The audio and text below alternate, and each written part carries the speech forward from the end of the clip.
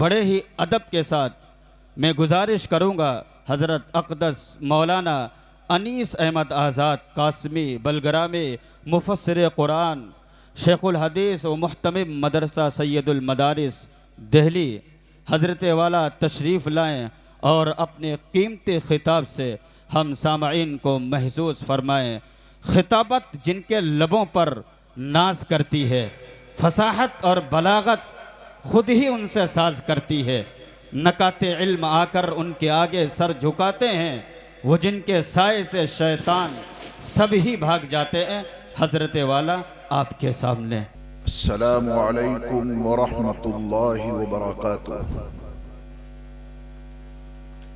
بسم اللہ الرحمن الرحیم۔ الحمد للہ الذی انزل علی عبده الكتاب ولم يجعل له عوجا وتبارك الذي جعل في السماء بروجا وجعل فيها سراجا وقمرا منيرا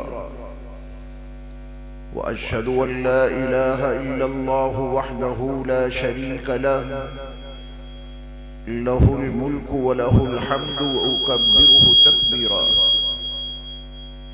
وأشهد أن سيدنا ومولانا محمدا عبده ورسوله الذي أرسل إلى الناس كافة بشيرا ونذيرا وصلى الله تعالى عليه وعلى آله وأصحابه وأزواجه وذرياته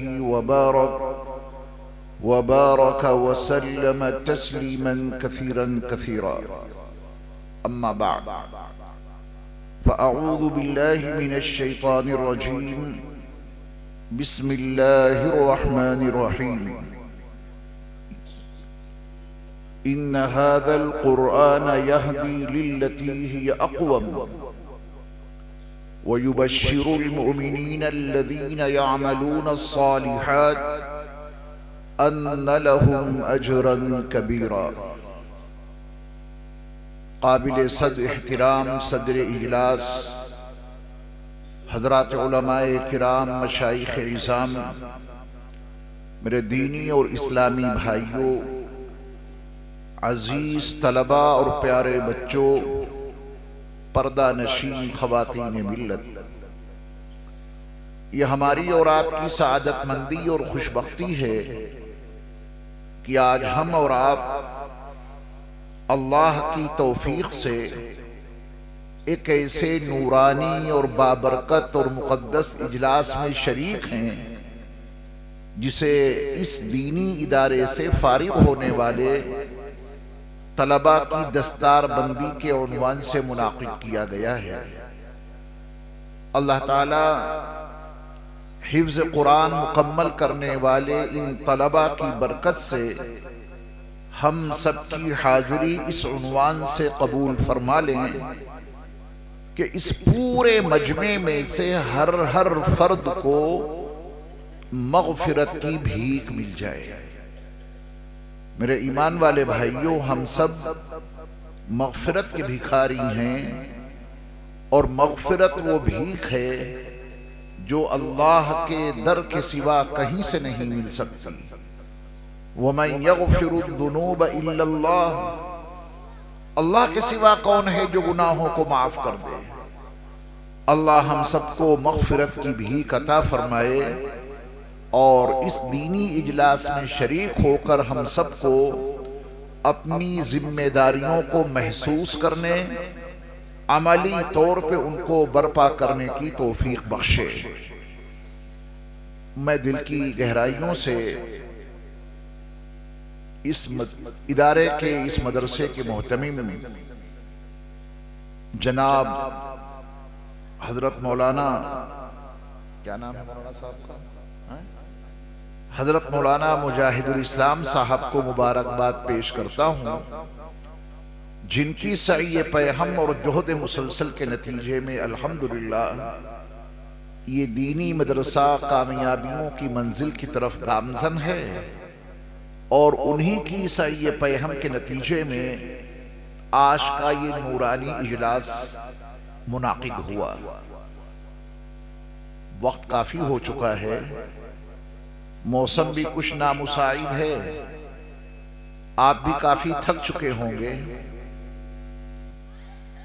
بہت زیادہ سنتے سنتے بعض مرتبہ انسان کے ذہن پہ کافی احساسات نمودار ہو جاتے ہیں۔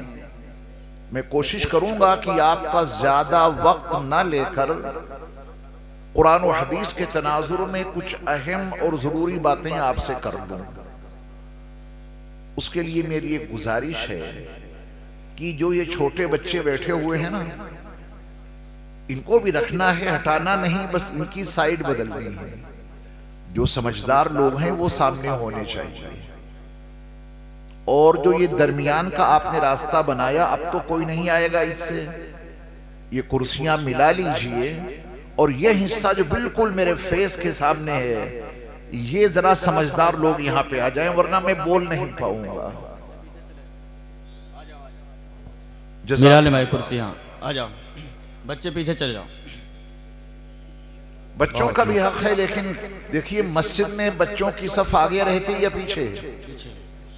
یہ ہمارے جلسوں کی بدعت ہے کہ سب سے ناسمجھ بچوں کو سب سے آگے رکھتے ہیں۔ ماشاءاللہ، آ جاؤ۔ جزاکم اللہ۔ آپ کا زیادہ وقت نہیں لوں گا، اور کوئی کرسی خالی بھی نہ رہے، جو کرسیاں خالی ہیں ان کو پر کیجئے۔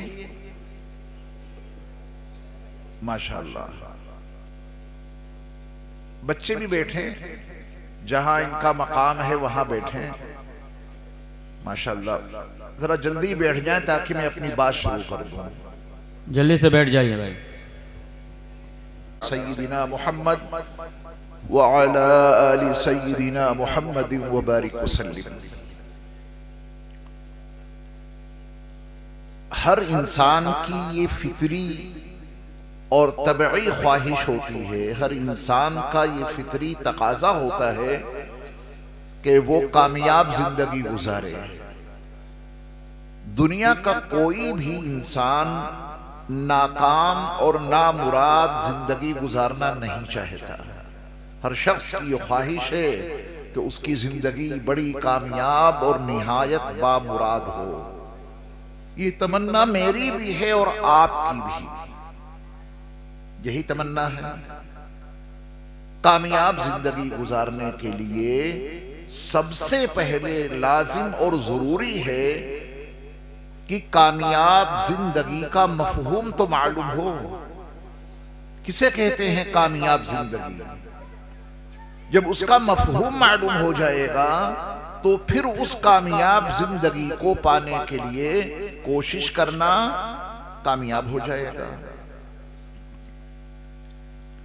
دنیا کے بہت سارے انسانوں نے کامیاب زندگی کا معیار الگ الگ مقرر کیا ہے، بڑے بڑے لوگوں نے،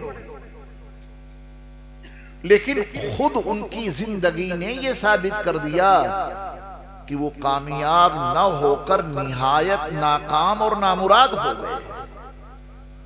جب آپ قرآن مجید پڑھتے ہیں تو متعدد مقامات پہ آپ نے ایک نام پڑھا ہوگا، فرعون، پڑھا ہے نا؟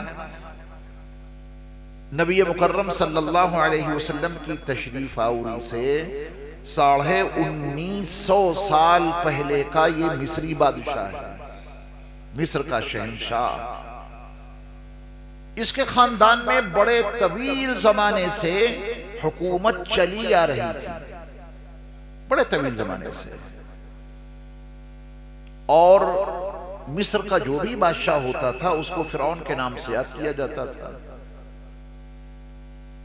حضرت موسیٰ علیہ السلام کے زمانے کا جو فرعون تھا، اس نے بنو اسرائیل پر ظلم اور جبر اور تشدد کی انتہا کر دی۔ اس فرعون کا تصور کامیابی کا یہ تھا کہ ان کو مار ڈالو، ہماری حکومت برقرار رہے گی، کیونکہ یہ خواب کی تعبیر کے تناظر میں اسے یہ پتا چل گیا تھا کہ بنو اسرائیل میں ایک بچہ ایسا پیدا ہوگا جو تیرے تخت اقتدار کو الٹ کر پھینک دے گا۔ تو اس نے کہا کہ اب بنو اسرائیل میں جو بچہ پیدا ہوگا لڑکا اسے ہم زندہ ہی نہیں چھوڑیں گے، مقابلہ کیا کرے گا؟ ہمارے تخت اقتدار کو کیا وہ الٹے گا؟ ہمارے لیے وہ خطرہ بن ہی نہیں سکتا، کیونکہ اب بنو اسرائیل میں جو بھی بچہ پیدا ہوگا اس کو تہہ تیگ کر دیا جائے گا، ذبح کر دیا جائے گا۔ یاد رکھیے، انسان کی تمام تدبیروں پر ہمارے اور آپ کے اور کائنات کے رب کا نوشتے تقدیر ہمیشہ غالب رہتا ہے۔ انسان کتنی ہی تدبیریں کر لے، کتنے ہی اسباب اختیار کر لے، ہوگا وہ جو رب العالمین کا فیصلہ ہے، جو ان کا نوشتے تقدیر ہے، وہ دنیا کے تمام انسانوں کی تدبیروں پہ ہمیشہ غالب آ کے رہتا ہے۔ تو فرعون نے پھر اپنی جیسی تدبیریں اختیار کی، جاسوس چھوڑے، دایا بچہ پیدا کرانے والی عورتوں کو جاسوس بنا کر بنو اسرائیل کے گھروں میں داخل کر دیا۔ کسی کے ہاں بچے کی پیدائش کا وقت ہوتا، اس کے جاسوس پہنچ جاتے، لڑکا تو اس لڑکے کی نوزائیدہ بچے کی ماں کے سامنے اسے ذبح کر دیا جاتا تھا، اس بچے کے باپ کے سامنے اسے ذبح کر دیا جاتا تھا۔ یہ دیکھیے بچے سب سامنے ٹہل رہے ہیں ہمارے، یہ راستہ بند کر دیجئے، نہ ادھر سے کوئی آئے نہ ادھر سے کوئی جائے۔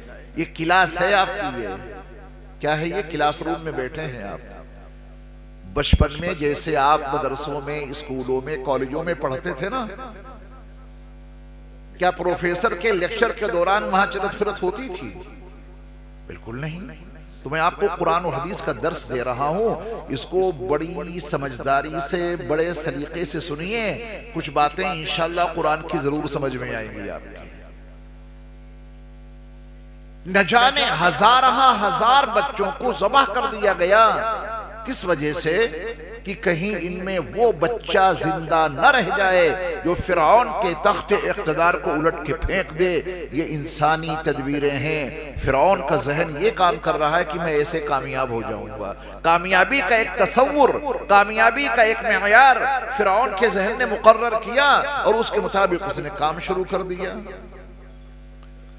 اللہ کی نہایت خفیہ تدبیریں ہوتی ہیں، جہاں انسان کے ذہنوں کی رسائی اور انسان کے اسباب و وسائل کی پہنچ نہیں ہو سکتی۔ بڑا عجیب نظام ہے ان کا۔ ہمیں اور آپ کو تو دنیا استعمال کرنی ہے، انہیں چلانی ہے۔ بڑا فرق ہے۔ ہمیں اور آپ کو دنیا استعمال کرنی ہے اور انہیں چلانی ہے، تو ہماری اور آپ کی چلی ہی نہیں سکتی، چلے گی ان کی جن کے قبضے میں کائنات کا ذرہ ذرہ ہے۔ اب میں پورا واقعہ سناؤں تو بہت ٹائم لگے گا۔ آپ کے علم میں یہ بات ضرور ہے کہ اللہ نے حضرت موسیٰ علیہ السلام کو اسی فرعون کے گھر میں اسی کے ہاتھوں پرورش کرنے کا پورا انتظام کر دیا۔ ہاں، ایک بات یہاں میں آپ کے سامنے عرض کر دوں، حضرت موسیٰ علیہ السلام کو جو نام موسیٰ ہے، یہ کس نے رکھا؟ یہ فرعون کی بیوی حضرت آسیہ نے اس بچے کا نام موسیٰ اس وقت تجویز کیا تھا کہ جب حضرت موسیٰ علیہ السلام کا تابوت دریائے نیل میں بہتا بہتا فرعون کے محل کے سامنے دریا کے اندر درختوں میں جا کے پھنس گیا تھا، جب وہاں سے وہ تابوت نکالا گیا، فرعون کے دربار میں کھولا گیا، تو اس تابوت میں نہایت حسین اور جمیل بچہ نکلا۔ یہ تابوت کہاں سے ملا تھا؟ پانی۔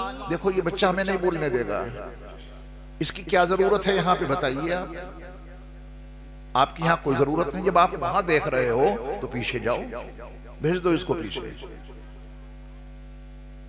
آپ یہاں وہاں نہ دیکھیں بالکل، یا قرآن سننا نہیں چاہتے۔ حضرت موسیٰ علیہ السلام کا نام موسیٰ آپ کی والدہ محترمہ نے نہیں رکھا، حضرت موسیٰ علیہ السلام کا نام آپ کے والد گرامی حضرت عمران نے نہیں رکھا، یہ فرعون کی بیوی حضرت آسیہ ہیں جنہوں نے اس بچے کا نام موسیٰ رکھا، کیونکہ آپ کا تابوت پانی اور درختوں کے درمیان سے نکالا گیا تھا۔ عربی زبان نہیں ہے موسیٰ، یہ عبرانی زبان ہے، اور عبرانی زبان میں عبرانی میں نہیں بلکہ قبطی زبان ہے، جس میں منہ کے معنی آتے ہیں پانی اور سا کے معنی آتے ہیں جنگل اور پیڑ۔ چونکہ حضرت موسیٰ کا تابوت پانی اور درختوں کے درمیان سے نکالا گیا تو حضرت آسیہ نے آپ کا نام موسیٰ رکھ دیا۔ ہمیشہ آپ کے نام میں پانی اور وہ درخت یاد رہیں کہ کہاں سے آپ کا تابوت نکالا گیا۔ جوان ہوئے، پلے بڑھے، پھر وہ سب کچھ ہوا جو ہمارے اللہ کو منظور تھا۔ میری زبان نہیں اور آپ کی زبان بھی نہیں، آپ کا ضمیر پکار اٹھے گا جب آپ قرآن کے تناظر میں اس پورے واقعے کو پڑھیں گے۔ آپ کا ضمیر پکار اٹھے گا، موسیٰ کامیاب ہو گئے، فرعون ناکام ہو گیا۔ بحر قلزم کی طوفانی موجوں میں اللہ نے اس کو اس وقت غرق کر دیا کہ جب تمام کے تمام بنو اسرائیل یہ پکار اٹھے تھے، اِنَّا لَمُدْرَكُونَ، موسیٰ اب تو ہم پکڑے گئے، بچ نکلنے کی کوئی راہ نہیں ہے۔ سامنے بحر قلزم کی طوفانی موجیں ہیں، پیچھے سے ظالم فرعون کی ظالم فوجیں ہیں، ہم بچ کے جائیں گے کہاں؟ موسیٰ علیہ السلام نے کتنے یقین کامل سے بنو اسرائیل کو یہ سمجھایا تھا، کلا، ہرگز نہیں۔ ٹھیک ہے، سامنے دریا ہے، پیچھے سے فرعون ہے، لیکن ہم پکڑے نہیں جائیں گے، ہرگز ایسا ہو ہی نہیں سکتا۔ ان معی ربی سیہدین، حقیقت یہ ہے کہ میرے ساتھ میرے رب کی مدد ہے، وہ مجھے کوئی نہ کوئی راستہ ضرور دے گا۔ اللہ ایسا یقین کامل ہمیں اور آپ کو بھی عطا کرتے ہیں۔ ذرا سی پریشانی آئی، ذرا سی مصیبت آئی، حالات ذرا سے خراب ہوئے، ایمان کا سودا کر لیا، ایمان بیچ دیا، ایمان چھوڑ دیا، اللہ کی ذات پہ توکل اور ان کی ذات پہ بھروسہ نام کی کوئی چیز دل کی گہرائیوں میں رہتی ہی نہیں۔ ایمان کے تقاضے سمجھنے بھی ہیں اور عملی طور پہ اس کو پورا بھی کرنا ہے انشاءاللہ۔ کیا ہمارے اور آپ کے سامنے موجودہ دور میں ہی حالات خراب ہو رہے ہیں؟ نہیں، ستیزہ کار رہا ہے ازل سے تا امروز، ستیزہ کار رہا ہے ازل سے تا امروز، چراغ مصطفی سے شرار بولہبی۔ یہ تو رات کا اور دن کا، روشنی کا اور اجالے کا تقابل چلتا ہی رہے گا، گھبرانے کی کیا بات ہے؟ اللہ کی ذات پہ پورا یقین، اللہ کی ذات پہ پورا بھروسہ ہونا چاہیے۔ اللہ نے حکم دیا وَأَوْحَيْنَا إِلَى مُوسَىٰ أَنِ اضْرِبْ بِعَصَاكَ الْبَحْرَ فَانْفَلَقَ فَكَانَ كُلُّ فِرْقٍ كَالطَّوْدِ الْعَظِيمِ۔ ہم نے موسیٰ علیہ السلام کے پاس وحی بھیجی کہ آپ اپنا عصا، آپ اپنی لاٹھی اس سمندر پہ ماریں۔ عجیب لاٹھی تھی وہ، پھینکیں تو اژدہا بن جائے، وہ لاٹھی پھینکیں تو اژدہا بن جائے، پانی پہ ماریں تو پانی دیواروں کی طرح کھڑا ہو جائے، اور پتھر پہ ماریں تو پانی کے 12 چشمے جاری ہو جائیں۔ یہ سب ہمارے اللہ کی قدرت کا نتیجہ ہے۔ انہوں نے اس دنیا کو اسباب و وسائل کے بندھن میں باندھ دیا ہے۔ ان کی ہر رحمت، ان کی ہر نعمت اسباب و وسائل کے پردوں میں چھپ کر آتی ہے۔ اسباب پر ٹھہر نہ جانا، اسباب کے پردوں کو چاک کر کے مسبب الاسباب کی ذات تک پہنچ جانا، اس کا نام ایمان ہے۔ اسباب پہ اٹک مت جانا کہ ہمیں اس سے یہ ملتا ہے، ہمیں اس سے یہ ملتا ہے، ہمیں اس سے یہ ملتا ہے۔ اگر یہیں اٹک گئے اور مسبب الاسباب تک نہ پہنچے تو انہی اسباب کی عبادت کرنے میں مصروف عمل ہو جاؤ گے۔ اسباب کی پردوں کو چاک کر کے مسبب الاسباب تک پہنچو۔ سورج سے ہمیں اور آپ کو روشنی حاصل ہوتی ہے، حرارت حاصل ہوتی ہے۔ آپ کے پودوں کی ساخت میں سورج کی کرنوں کا بہت بڑا دخل ہے۔ چاند کی شعاؤں کو آپ کے پھلوں میں رس پیدا کرنے کے لیے بڑا دخل ہے، لیکن کیا سورج اور چاند پر ہی ٹھہر گئے؟ پھر تو انہی کی عبادت میں مصروف ہو جاؤ گے۔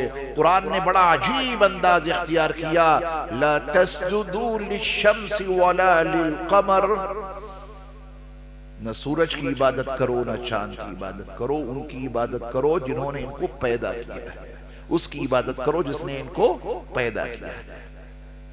اسباب پہ ٹھہرنا ہے یا مسبب الاسباب پر، جس نے ان اسباب کو بنایا ہے اس کی ذات تک پہنچنا ہے۔ اللہ ہمیں اور آپ کو یہ شعور عطا فرمائے۔ تو موسیٰ علیہ السلام کے اس واقعے کو قرآن نے کیوں چھیڑا؟ یہ قرآن قصوں کی کتاب نہیں ہے، یہ قرآن واقعات کو بیان کرنے کے لیے نازل نہیں ہوا۔ قرآن ہدایت کی کتاب ہے، اور اس سے بہتر ہدایت دینے والی اس دھرتی پر کوئی کتاب نہیں۔ جب یہ ہدایت کی کتاب ہے پھر اس میں قصے موجود ہیں، اس کا مطلب قرآن کا ہر قصہ جب ہم پڑھیں یا سنیں اس سے بنیادی طور پر وہ سبق حاصل کریں جس کے لیے اللہ نے اس قصے کو بیان کیا ہے۔ ایک معیار تو سمجھ میں آ گیا کہ فرعون نے کامیابی کا جو تصور اپنے ذہن میں رکھا تھا وہ ختم ہو گیا، اور موسیٰ علیہ السلام نے کامیابی کا جو معیار پیش کیا تھا وہ کامیاب ہو گیا۔ قارون کا نام سنا ہے آپ نے؟ یہ موسیٰ علیہ السلام کے خاندان سے تھا۔ ان قارون کان من قوم موسیٰ، اس نے کامیابی کا معیار بالکل الگ بنا رکھا تھا۔ فرعون کے نزدیک کامیابی کا معیار حکومت، تخت اقتدار تھا، اپنی حکومت قائم رہے۔ حکومت قائم رہی یا وہ بحر قلزم میں غرقاب ہو گیا، ناکام ہوا۔ اسی زمانے کا یہ قارون ہے، موسیٰ علیہ السلام کے دور کا۔ اس نے فرعون سے ہٹ کر کامیابی کا معیار الگ بنایا تھا۔ اقتدار سے کیا ہوگا؟ پیسہ ہونا چاہیے، جتنا زیادہ پیسہ ہوگا اسی قدر ہم کامیاب رہیں گے۔ اس نے یہ معیار بنایا تھا۔ اگر اس کا قصہ قرآن کے حوالے سے سناؤں تو بہت وقت لگ جائے گا، لیکن صرف اشاروں میں بات کروں گا۔ آپ بتائیں قارون کے پاس کتنا خزانہ تھا؟ کیا وہ اس خزانے کی بنیاد پہ کامیاب ہوا، یا اس خزانے کو اللہ نے اس کے محلوں سمیت اس کے سمیت زمین دوز کر دیا؟ زمین دوز ہو گیا، وہ بھی، اس کا سارا خزانہ بھی، اور اس کے سارے محل بھی، سب زمین دوز کر دیے گئے۔ اس کے بالمقابل جو فقراء تھے، جو مساکین تھے، جو محتاج تھے، وہ کامیاب رہے۔ مال کو کامیابی کا معیار زندگی میں کبھی نہ بنانا۔ حامان کا بھی نام سنا ہوگا آپ نے، اتفاق سے یہ بھی اسی دور کا ہے۔ یہ ایک دور کے 3 نام میں نے آپ کے سامنے ذکر کیے، باقی آپ قرآن میں بہت کچھ پڑھ سکتے ہیں، قوموں کے عروج و زوال کا تذکرہ پڑھ لینا قرآن کے حوالے سے۔ اس کے ذہن میں کامیابی کا معیار یہ تھا کہ کسی حکمران کا مشیر بنا جائے، مشورے دیے جائیں تو کامیاب ہو جائیں گے۔ وقت نے ثابت کر دیا کہ وہ اپنے اس مشن میں کامیاب نہ ہو سکا، وہ ناکام ہو گیا۔ قوموں کے تذکرے پڑھیں آپ، جن کے عروج کا ذکر چھیڑا ہے قرآن نے، ان کے زوال کے تذکرے چھیڑے ہیں قرآن نے، کیونکہ ان تمام لوگوں نے کامیابی کا معیار الگ الگ نہ جانے کیا کیا بنا رکھا تھا۔ قرآن نے تاریخی طور پر بھی ثابت کر دیا کہ انہوں نے اپنی کامیابی کے جتنے معیار بنائے تھے وہ سب مسمار ہو گئے۔ پھر اللہ نے دنیا کے تمام انسانوں کو کامیابی کا ایک معیار دیا سورۃ العصر میں، چھوٹی سی سورت ہے، صحابہ کا مزاج یہ تھا کہ جب وہ آپس میں ملاقات کرتے تھے، جب تک سورۃ العصر کا مذاکرہ نہ کر لیتے اس وقت تک وہ جدا نہیں ہوتے تھے۔ اللہ صحابہ کی یہ سنت ہمیں اور آپ کو بھی اپنانے کی توفیق عطا فرمائے۔ والعصر، قسم ہے زمانے کی۔ اللہ نے کس کی قسم کھائی؟ زمانے کی قسم کھائی۔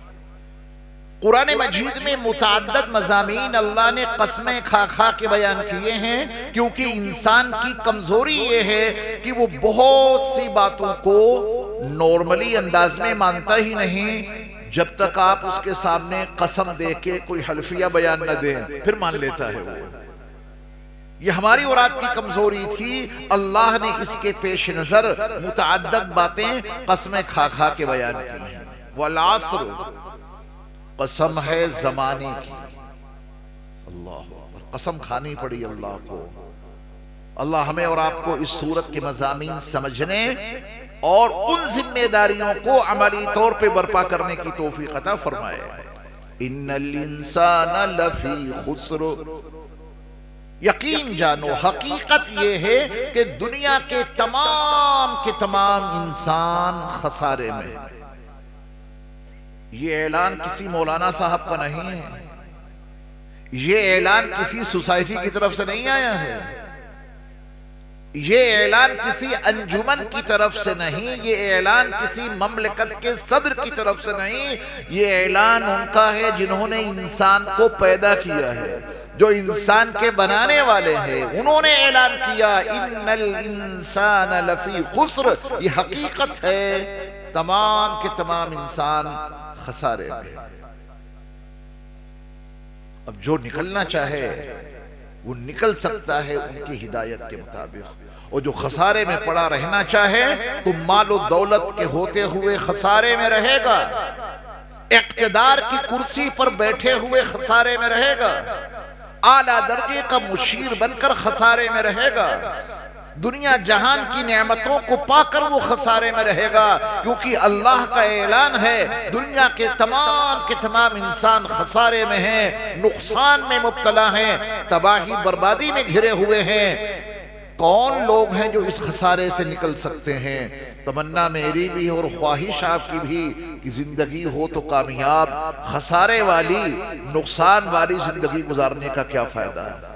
چاہتے ہیں کہ وہ نسخہ معلوم ہو جائے جس سے انسان خسارے سے نکل کے کامیاب ہو جائے، تباہی سے نکل کے بامراد ہو جائے۔ اللہ رب العزت والجلال نے اس کے لیے جو 4 صفات بیان کی ہیں، تفصیل میں جائے بغیر، چونکہ یہ تمہید ہے میری، اس کو میں اختصار کے ساتھ بیان کر کے پھر اس کے تناظر میں کچھ ضروری باتیں آپ کے سامنے عرض کروں گا۔ اِلَّا الَّذِينَ آمَنُوا، مگر وہ لوگ جو ایمان لائے۔ ایمان وہ حقیقت ہے جو انسان کو خسارے سے نکالتی ہے، ایمان وہ حقیقت ہے جو انسان کو تباہی بربادی سے بچاتی ہے۔ حقیقت ایمان کے ذریعہ انسان خسارے سے نکلتا ہے اور بربادی سے نکلتا ہے۔ وَعَمِلُوا الصَّالِحَاتِ، خالی ایمان ہی نہیں، اعمال صالحہ کی بنیاد پہ انسان خسارے سے نکلتا ہے، نیک کاموں کو برپا کرنے کے نتیجے میں انسان بربادی سے نکلتا ہے اور کامیاب زندگی گزار لیتا ہے۔ یہی 2 صفتیں نہیں، وَتَوَاصَوْا بِالْحَقِّ، وہ حق کی وصیت بھی کر رہا ہو، حق کی وصیت انسان کو خسارے سے نکال دیتی ہے۔ وَتَوَاصَوْا بِالصَّبْرِ، اور وہ صبر کی بھی تلقین کر رہا ہو، صبر کی تلقین انسان کو خسارے سے بربادی سے نکال دیتی ہے۔ یہ 4 صفات اپنے ذہن میں رکھیے، ایمان، اعمال صالحہ، حق کی وصیت اور صبر کی تلقین۔ یہ 4 وہ بنیادی صفات ہیں جو انسان کو کامیاب بنا دیتی ہیں، ناکامی سے بچا لیتی ہیں۔ یہ 4 صفات وہ ہیں جو انسان کو تباہی بربادی سے محفوظ رکھتی ہیں۔ اللہ ان کی پوری حقیقت ہمیں اور آپ کو عطا کر دے۔ ان 4 باتوں کو ذہن میں رکھیے، اور پھر ہم، چونکہ ابھی قسم کا تذکرہ کیا میں نے، قسم کے تذکرے کے تعلق سے میں قرآن مجید کی ایک چھوٹی سی آیت کے تناظر میں کچھ مفہوم آپ کے سامنے رکھنے جا رہا ہوں، اس کو پوری توجہ سے سنیے۔ دیکھیے، یہ جو ہمارا پورا وجود ہے، پورا بدن ہے، میرا پہلا سوال ہوگا آپ سے، آپ اس کا جواب دیجئے گا، پھر میں اس مضمون پہ کچھ گفتگو کروں گا۔ ہمارے اور آپ کے پورے وجود میں، اس پوری باڈی میں کون سا وہ حصہ ہے جس کو ہم اور آپ سب سے زیادہ بنا کر سنوار کر رکھنے کی کوشش کرتے ہیں؟ اس عضو کو بنانے میں، سنوارنے میں بہت پیسہ خرچ کرتے ہیں۔ پوری باڈی میں وہ کون سا حصہ ہے جس کو بنا کر سنوار کر رکھنے کی ہم سب کی خواہش سب سے زیادہ ہے؟ بتائیں، زور سے بولیں۔ یہ تو بڑے پڑھے لکھے لوگ ہیں آپ، ماشاءاللہ، بڑا صحیح جواب ہے آپ کا۔ آپ کا جواب 100% درست، بالکل صحیح ہے آپ کا جواب کہ انسان کے پورے وجود میں، اس کی پوری باڈی میں یہ فیس، یہ اتنا چہرہ وہ عضو ہے جس کو انسان سب سے زیادہ بنا کر سنوار کر رکھنے کی کوشش کرتا ہے۔ سچ کہا آپ نے، یہی حصہ ہے۔ کتنا پیسہ اس پہ خرچ کرتے ہیں، مرد بھی اور خاص طور پہ عورتیں بھی۔ لیکن غور کرنے کی بات یہ ہے کہ یہ اتنا فیس، اتنا چہرہ جس کو ہم اس قدر بنا کر سنوار کر حتی الامکان کوشش کرتے ہیں کہ سب سے اچھا دکھے، اور اس کے اوپر پیسہ بھی بہت خرچ کرتے ہیں، یہ فیس ہے کتنے دنوں کے لیے؟ کتنے دنوں کے لیے؟ ایک تو یہ بدلتا رہتا ہے، بچپن، جوانی، بڑھاپا، کتنا بدلا۔ ہمارا اور آپ کا اختیار چلتا تو بچپن والا چہرہ جوانی تک باقی رکھتے، اسے بدلنے ہی نہیں دیتے۔ وہ چہرہ بڑھاپے تک باقی رکھتے، بدلنے نہیں دیتے۔ لیکن یہ اپنے اختیار سے باہر ہے، یہ بدلتا رہتا ہے، کافی اس میں چینجنگ ہوتی رہتی ہے۔ پھر ایک وقت کچھ زیادہ ہی بدل جاتا ہے جب زندگی کا آخری سانس نکلتا ہے، پھر تو میک اپ بھی ختم، بالکل بدل گیا۔ اور زندگی کے آخری سانس پر یہ فیس بدلا، پھر اس کے بعد لوگ بدل دیتے ہیں، آگ میں جلا کر یا قبر میں اتار کر وجود کے تانے بانے بکھر جاتے ہیں۔ کہاں گیا وہ میک اپ؟ کہاں گیا بناؤ سنگار؟ کہاں گیا اس فیس کو سب سے بہتر دکھانے کا جذبہ؟ سب ختم۔ کیا یہ فیس اور یہ وجود ہمیشہ کے لیے ختم ہو گیا؟ نہیں، ایک دن آئے گا، ضرور آئے گا، اور وہ دن برپا ہو کر رہے گا جس میں ہم اپنے اس وجود کے ساتھ دوبارہ زندہ ہو جائیں گے۔ یہ حقیقت ہے۔ پھر وہاں چہرے ہوں گے۔ آج کے چہروں کی بات یہیں پر موقوف کر کے اس دن کے وہ چہرے جو قرآن نے بیان کیے ہیں، قرآنی چہرے، آج ذرا اس موضوع پر قرآن کے حوالے سے کچھ سمجھ کے اٹھئے اور اپنے فیس کو اس دنیا کے لیے نہیں، آخرت کے لیے ذرا بنانے سنوارنے کی فکر میں لگ جائیے۔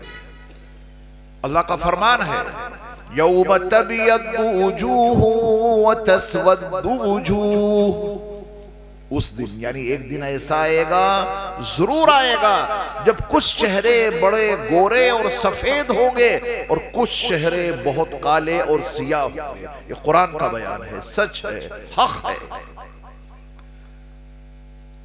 وہ دن آئے گا جس میں یہ چہرے کچھ سفید گورے ہوں گے اور کچھ چہرے کالے اور سیاہ ہوں گے۔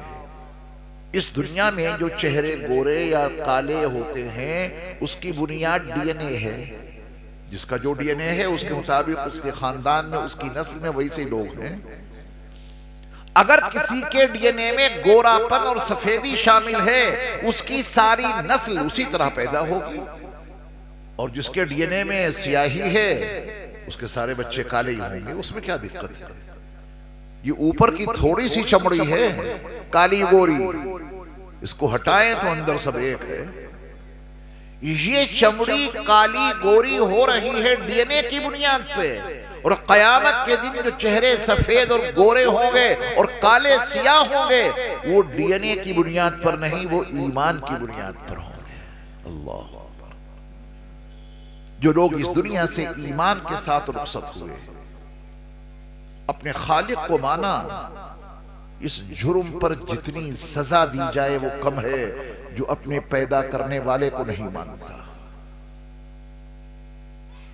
یہ اتنا بڑا جرم ہے کہ اس پر جو سزا دی جائے وہ کم ہے جو ان آنکھوں کے بنانے والے کو نہیں مانتا، ان کانوں کو تیار کر کے ان میں قوت سماعت بھرنے والے کو نہیں مانتا، جو اس ناک میں موجود قوت شامہ کو پیدا کرنے والے کو نہیں مانتا، جو زبان میں قوت گویائی اور قوت ذائقہ رکھنے والے کو نہیں مانتا۔ وہ کہتا ہے میرے پہلو میں دل اپنے آپ دھڑک رہا ہے، رگوں میں اور نسوں میں خون کا دورانیہ اپنے آپ جاری ہے۔ 24 گھنٹے میں 1,12,000 سے لے کر 1,40,000 مرتبہ تک پہلو میں دل دھڑکتا ہے ہر انسان کا۔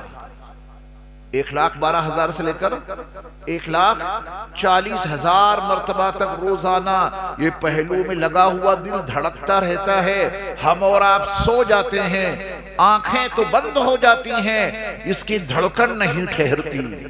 کانوں کی قوت سماعت ختم ہو جاتی ہے، اس کی دھڑکن نہیں رکتی۔ بدن میں قوت لمس، احساس کا مادہ ختم ہو جاتا ہے، مچھر خون پی جاتا ہے، خبر نہیں ہوتی، مگر اس کی دھڑکن نہیں رکتی۔ ہم اور آپ آرام کرتے ہیں، اس کے لیے آرام نہیں۔ وہ کون ہے کہ جو ہمارے سونے کی حالت میں بھی اس دل کو دھڑکاتا رہتا ہے؟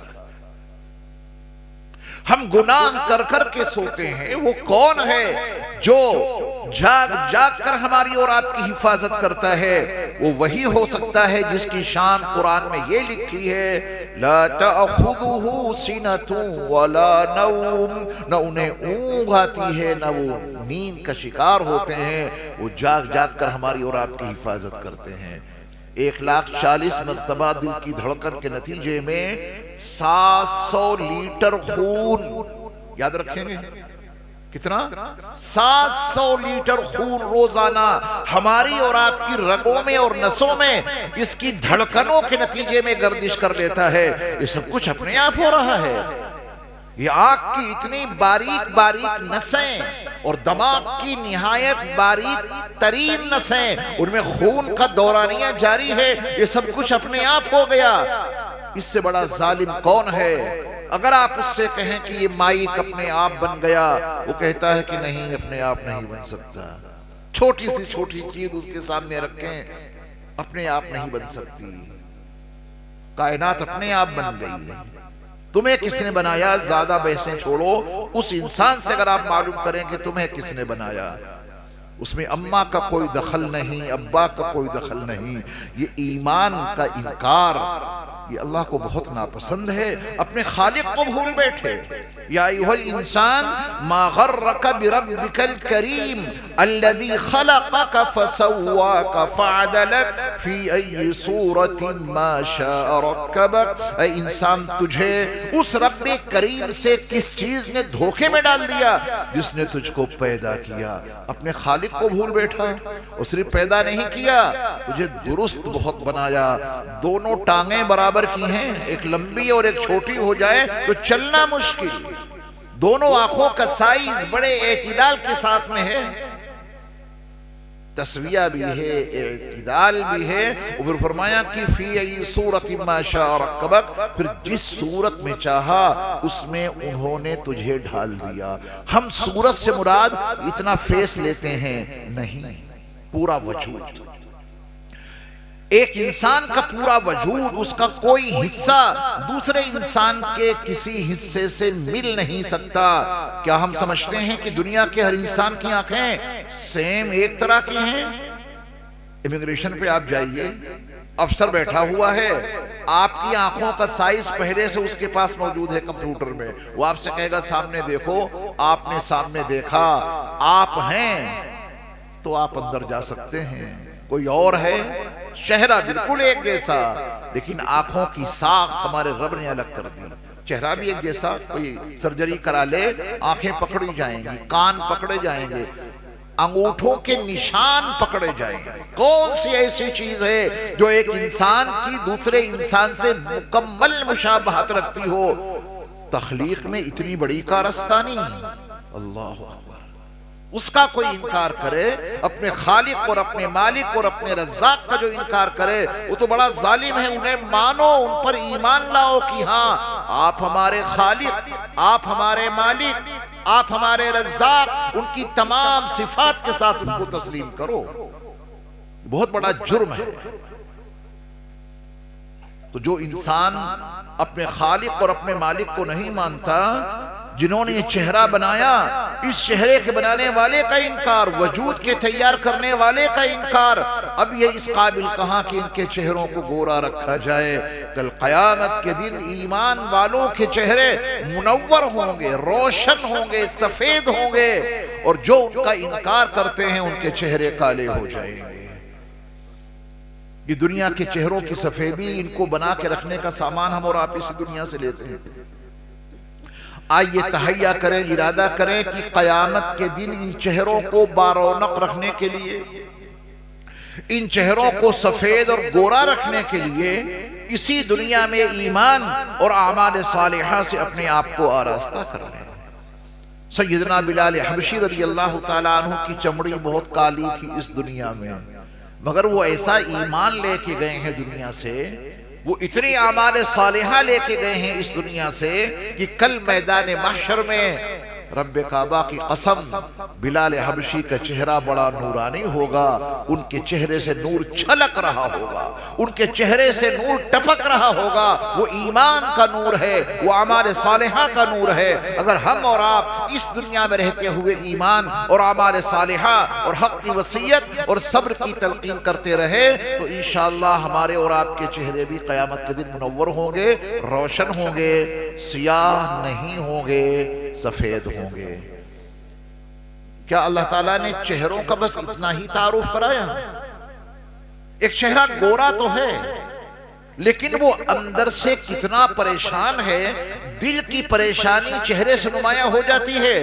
تو اللہ تعالیٰ نے پھر ان چہروں کو دوسرے انداز سے متعارف کرایا، فرمایا کہ وجوہ یومئذ ناظرہ الی ربها ناظرہ۔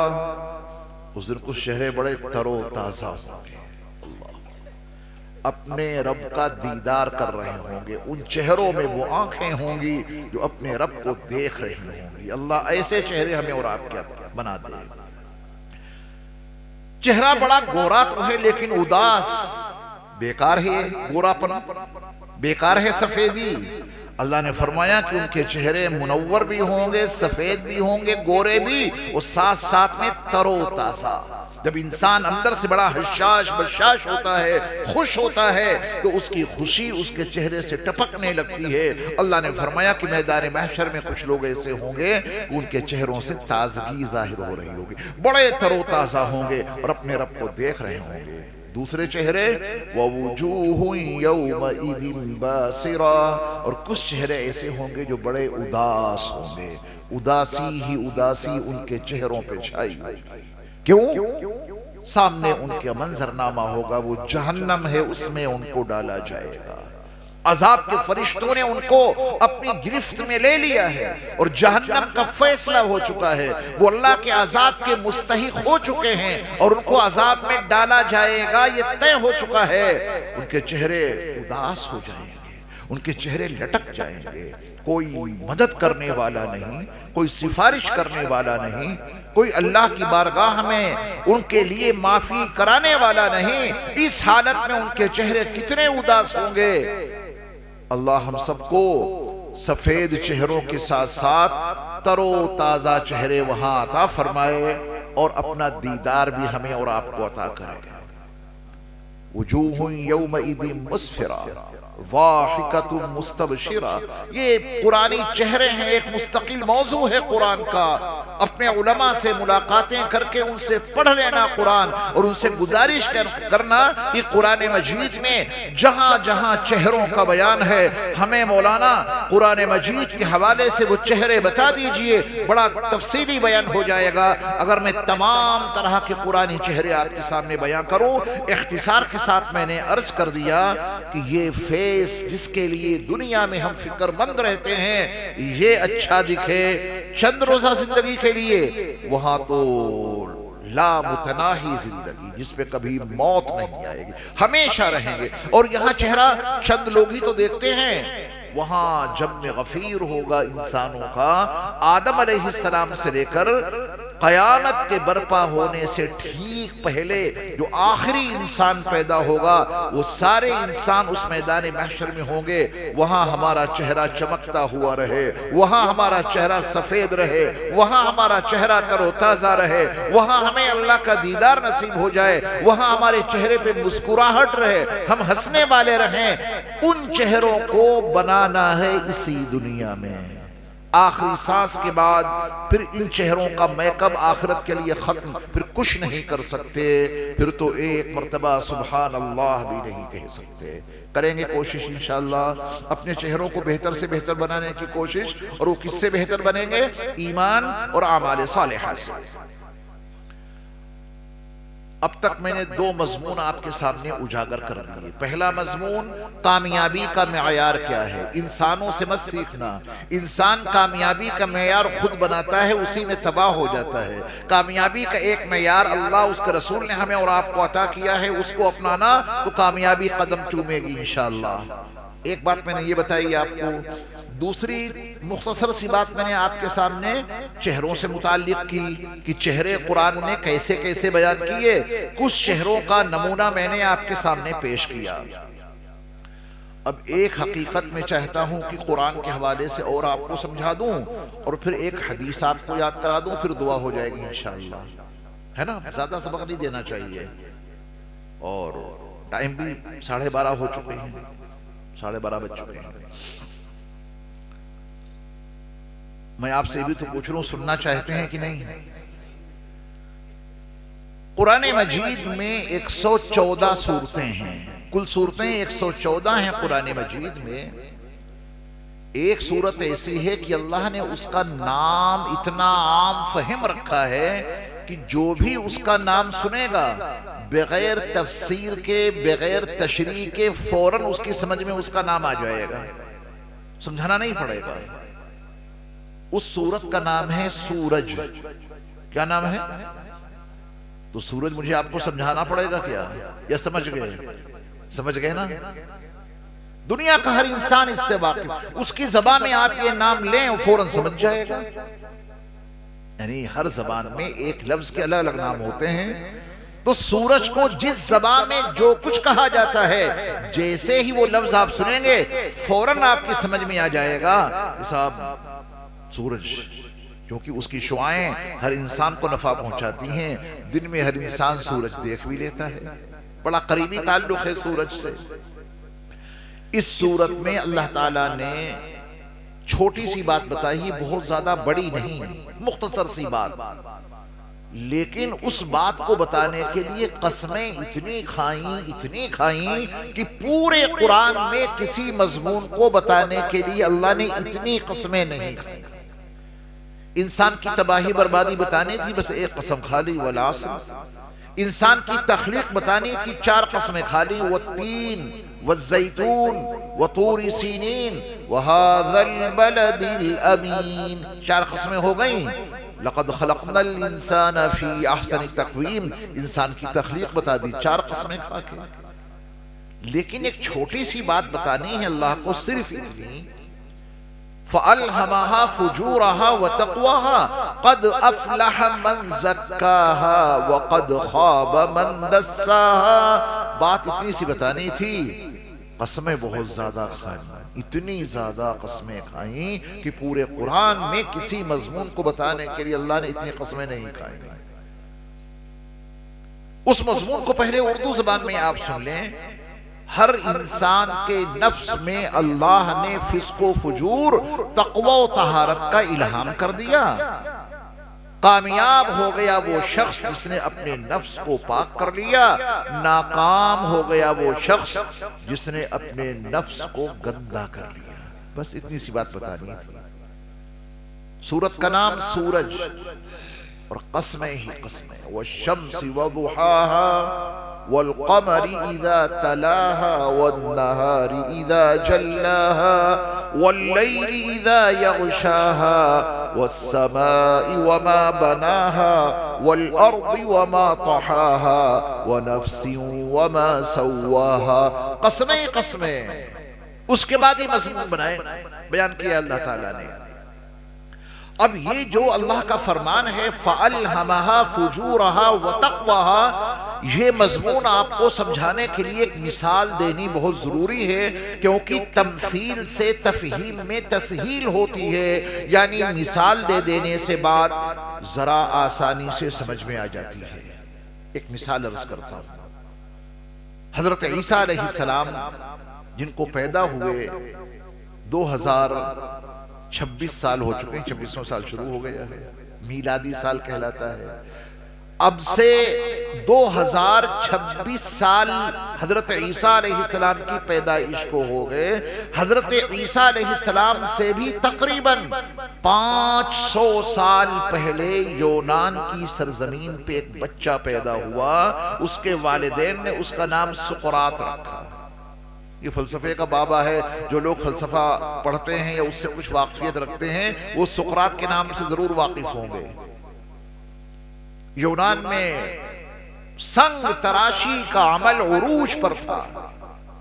سنگ تراشی مطلب پتھروں کو تراش تراش کے طرح طرح کی تصویریں بنانا، طرح طرح کی چیزیں بنانا، جانور بنا دینا تراش تراش کے، یہ کام بڑے عروج پر تھا یونان کی سرزمین پر۔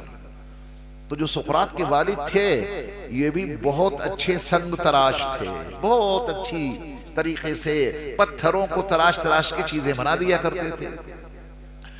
ایک موقع پر سقراط نے اپنی آنکھوں سے یہ منظرنامہ دیکھا کہ اس کے ابا ہاتھ میں ہتھوڑا لیے اور ہاتھ میں چھینی لیے ایک بڑی سی چٹان ہے پتھر کی، اس کو تراشنے لگے۔ سقراط کی منظرنامہ اپنی آنکھوں سے دیکھ رہے ہیں، چھوٹا سا بچہ باپ کے ساتھ میں پاؤں پاؤں چلنے کے قابل۔ تو سقراط نے دیکھا کہ اس کے ابا نے اپنے ہاتھ کی ہتھوڑی اور چھینی سے اس بڑی سی چٹان کو جب تراشا تو تھوڑے ہی وقفے کے بعد اس چٹان میں شیر کا منہ، پورا منہ ظاہر ہو گیا، جبڑے بھی ہیں اور سب ناک بھی ہے اور آنکھ بھی ہیں اور سب کچھ ہے، پورا چہرہ ظاہر ہو گیا۔ کچھ اور سنگ تراشی کا عمل آگے بڑھایا تو شیر کی گردن نکل آئی، آگے والے پیر نکل آئے، پیٹ نکل آیا، دم، پچھلے پیر، یعنی کچھ عرصے کے بعد اس پتھر سے شیر کی مکمل شکل اور شیر کی مکمل مورتی وجود میں آ گئی۔ آپ کہیں گے تو فطری چیز ہے تو فطری چیز، لیکن سقراط نے کوئی سوال کیا اور اس کے ابا نے جو جواب دیا وہ بڑا معنی خیز ہے، میں وہی آپ کو سنانا چاہتا ہوں۔ یہ کام تو روز ہوتا رہتا ہے، اور آپ کو معلوم ہے کہ جب کوئی تصویر نگار اپنے ہاتھ سے کوئی شکل بناتا ہے تو شروع میں کچھ بھی سمجھ میں نہیں آتا کیا بنا رہا ہے، کچھ دیر کے بعد وہ چیز نمودار ہوتی ہے مصور کے ہاتھ سے۔ تو جب وہ پورا شیر اس چٹان کے اندر سے ظاہر ہو گیا تب سقراط نے اپنے ابا سے پوچھا، دیکھو سوال پوری توجہ سے سنیں گے تو جواب سمجھ میں آئے گا۔ سقراط نے کہا کہ ابا کیا یہ شیر اس چٹان میں تھا جو باہر نکل پڑا؟ ابھی تک تو میں یہ چٹان دیکھ رہا تھا پتھر کی، کیا یہ شیر اسی کے اندر بیٹھا تھا جو ظاہر ہو گیا؟ بچہ ہے، سوال ایک حد تک معقول بھی ہے۔ ابا نے جو جواب دیا اس میں زندگی گزارنے کا فلسفہ پوشیدہ ہے۔ اس کے باپ نے جو کچھ سمجھایا وہ مضمون قرآن میں بھی موجود ہے۔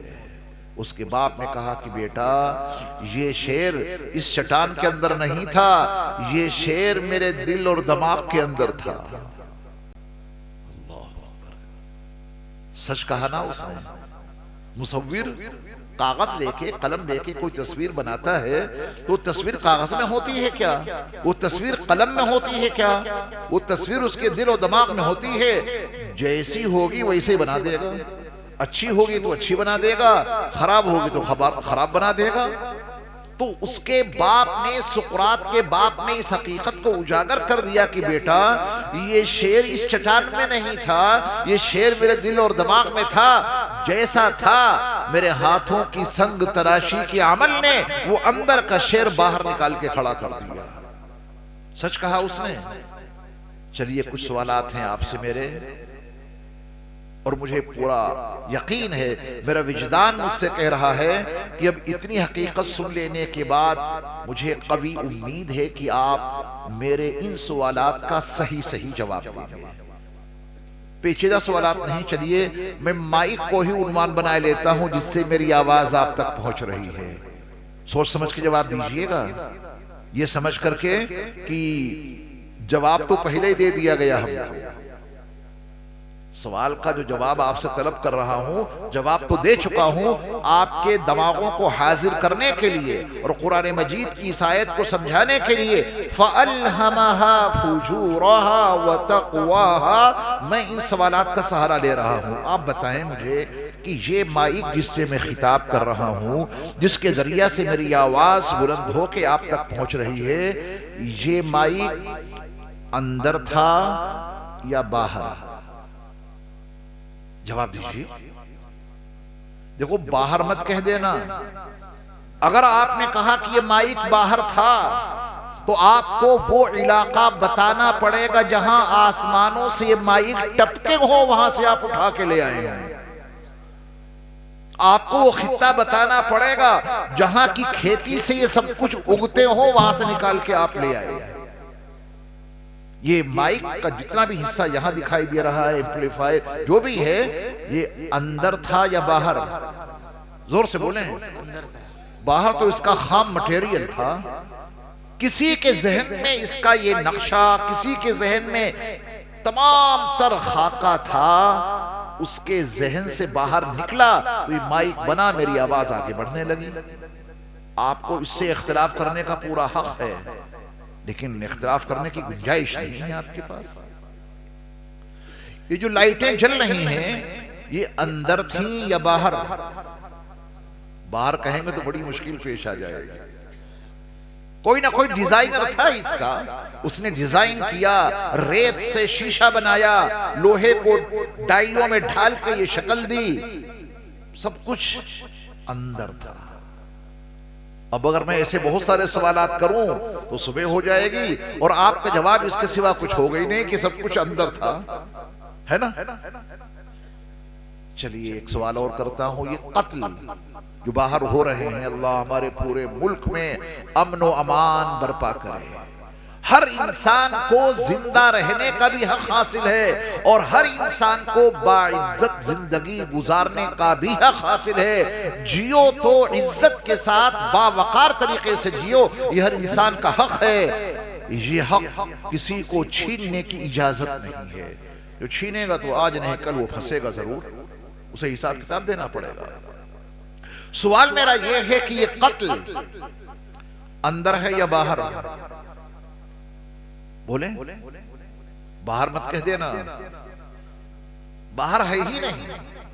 پہلے وہ قتل کرنے والا انسان جو قاتل بنے گا اپنے اندر اس شخص کی ریکنگ کرتا ہے. وہ ادھر سے جائے گا, میں ادھر سے جاؤں گا, پھر یہ کروں گا, پھر وہ کروں گا. دنیا جہان کا سارا منصوبہ اندر بناتا ہے. یعنی یہ قاتل اس شخص کو اپنے ذہن میں پہلے قتل کرتا ہے, پھر بعد میں باہر قتل وجود میں آ جاتا ہے. اگر اندر قتل نہیں ہے تو آپ اپنے دشمن کو بھی اپنے گلے سے لگا لیں گے, ہے نا؟ اور اگر اندر قتل ہے تو بیٹا باپ کو قتل کر دیتا ہے, بھائی بھائی کو قتل کر دیتا ہے, پڑوسی پڑوسی کو قتل کر دیتا ہے, کیونکہ وہ قتل اندر ہے, باہر کچھ نہیں ہے. یہ شراب اندر ہے یا باہر؟ باہر تو ہمارے اللہ نے انگور پیدا کیے تھے, روزہ رکھو, شام کو انگور سے افطار کرو. اس ظالم انسان کے اندر شراب تھی تو اس ظالم انسان نے ہمارے رب کے بنائے ہوئے انگوروں سے، ہمارے رب کے پیدا کیے ہوئے جو سے، ہمارے رب کے بنائے ہوئے گنے سے شراب بنا ڈالی۔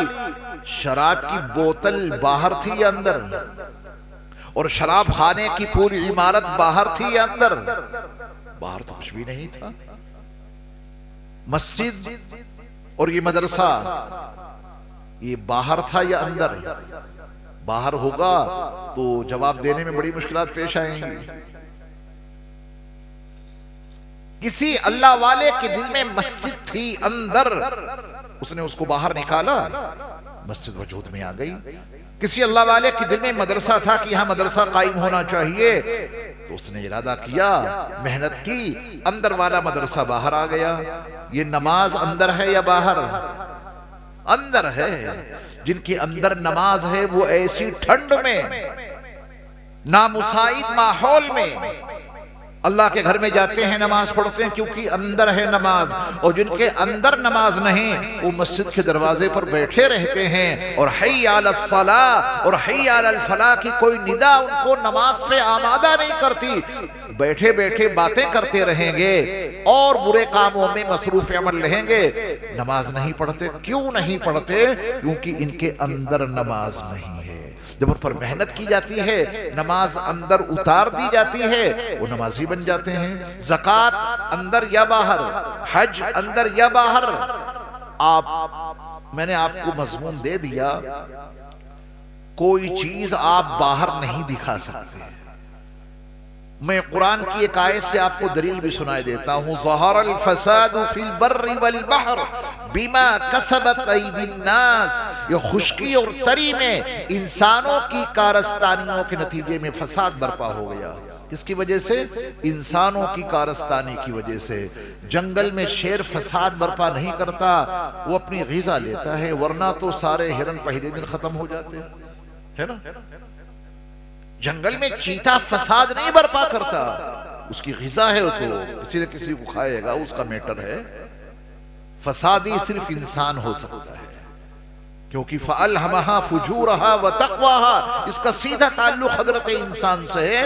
انسان کے اندر دونوں طرح کی صلاحیتیں اللہ نے رکھ دی ہیں، فسق و فجور بھی اندر ڈالا ہے، تقوی و طہارت بھی اندر ڈالا ہے، دونوں صفات اندر ہیں ہمارے اور آپ کے۔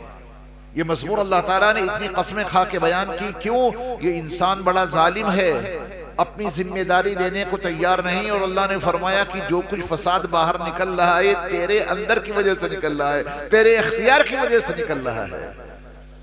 ابا آدم کو جب اللہ نے یہ دنیا دی تھی، یہاں ایک دیوار اور ایک جھوپڑی بھی نہیں تھی، اس حال میں ابا آدم دنیا میں آئے تھے علیہ السلام۔ نہ کوئی مکان، نہ کوئی دکان، کچھ بھی نہیں تھا۔ صلاحیت دی تھی اللہ نے۔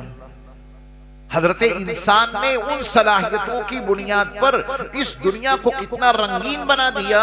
یہ موبائل جو ہم اور آپ استعمال کرتے ہیں، یہ باہر تھا یا اندر؟ کسی کے اندر تھا، وہ باہر آیا۔ اس کی پروگرامنگ جو ہے وہ اندر ہوتی ہے، اس میں بعد میں ڈالی جاتی ہے۔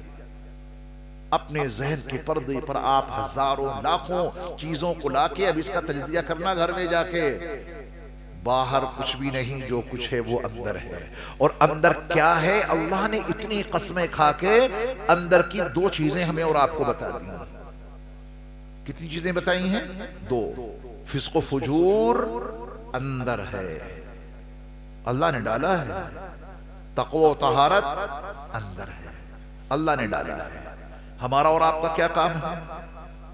پھر تو آپ کہہ سکتے ہیں جب اللہ نے اندر ڈالا ہے فسق و فجور، تو فسق و فجوری ظاہر ہوگا نہیں۔ یہی تو سمجھنے کی چیز ہے، اور اسی کو سمجھانا چاہتا ہوں۔ دونوں چیزیں اندر رکھ کر، فسق و فجور، تقوی و طہارت، دونوں کی صلاحیتیں اندر رکھ کے اللہ نے اتھارٹی آپ کے ہاتھ میں دے دی۔ ان دونوں گھوڑوں کی لگامیں آپ کے اختیار میں دے دی۔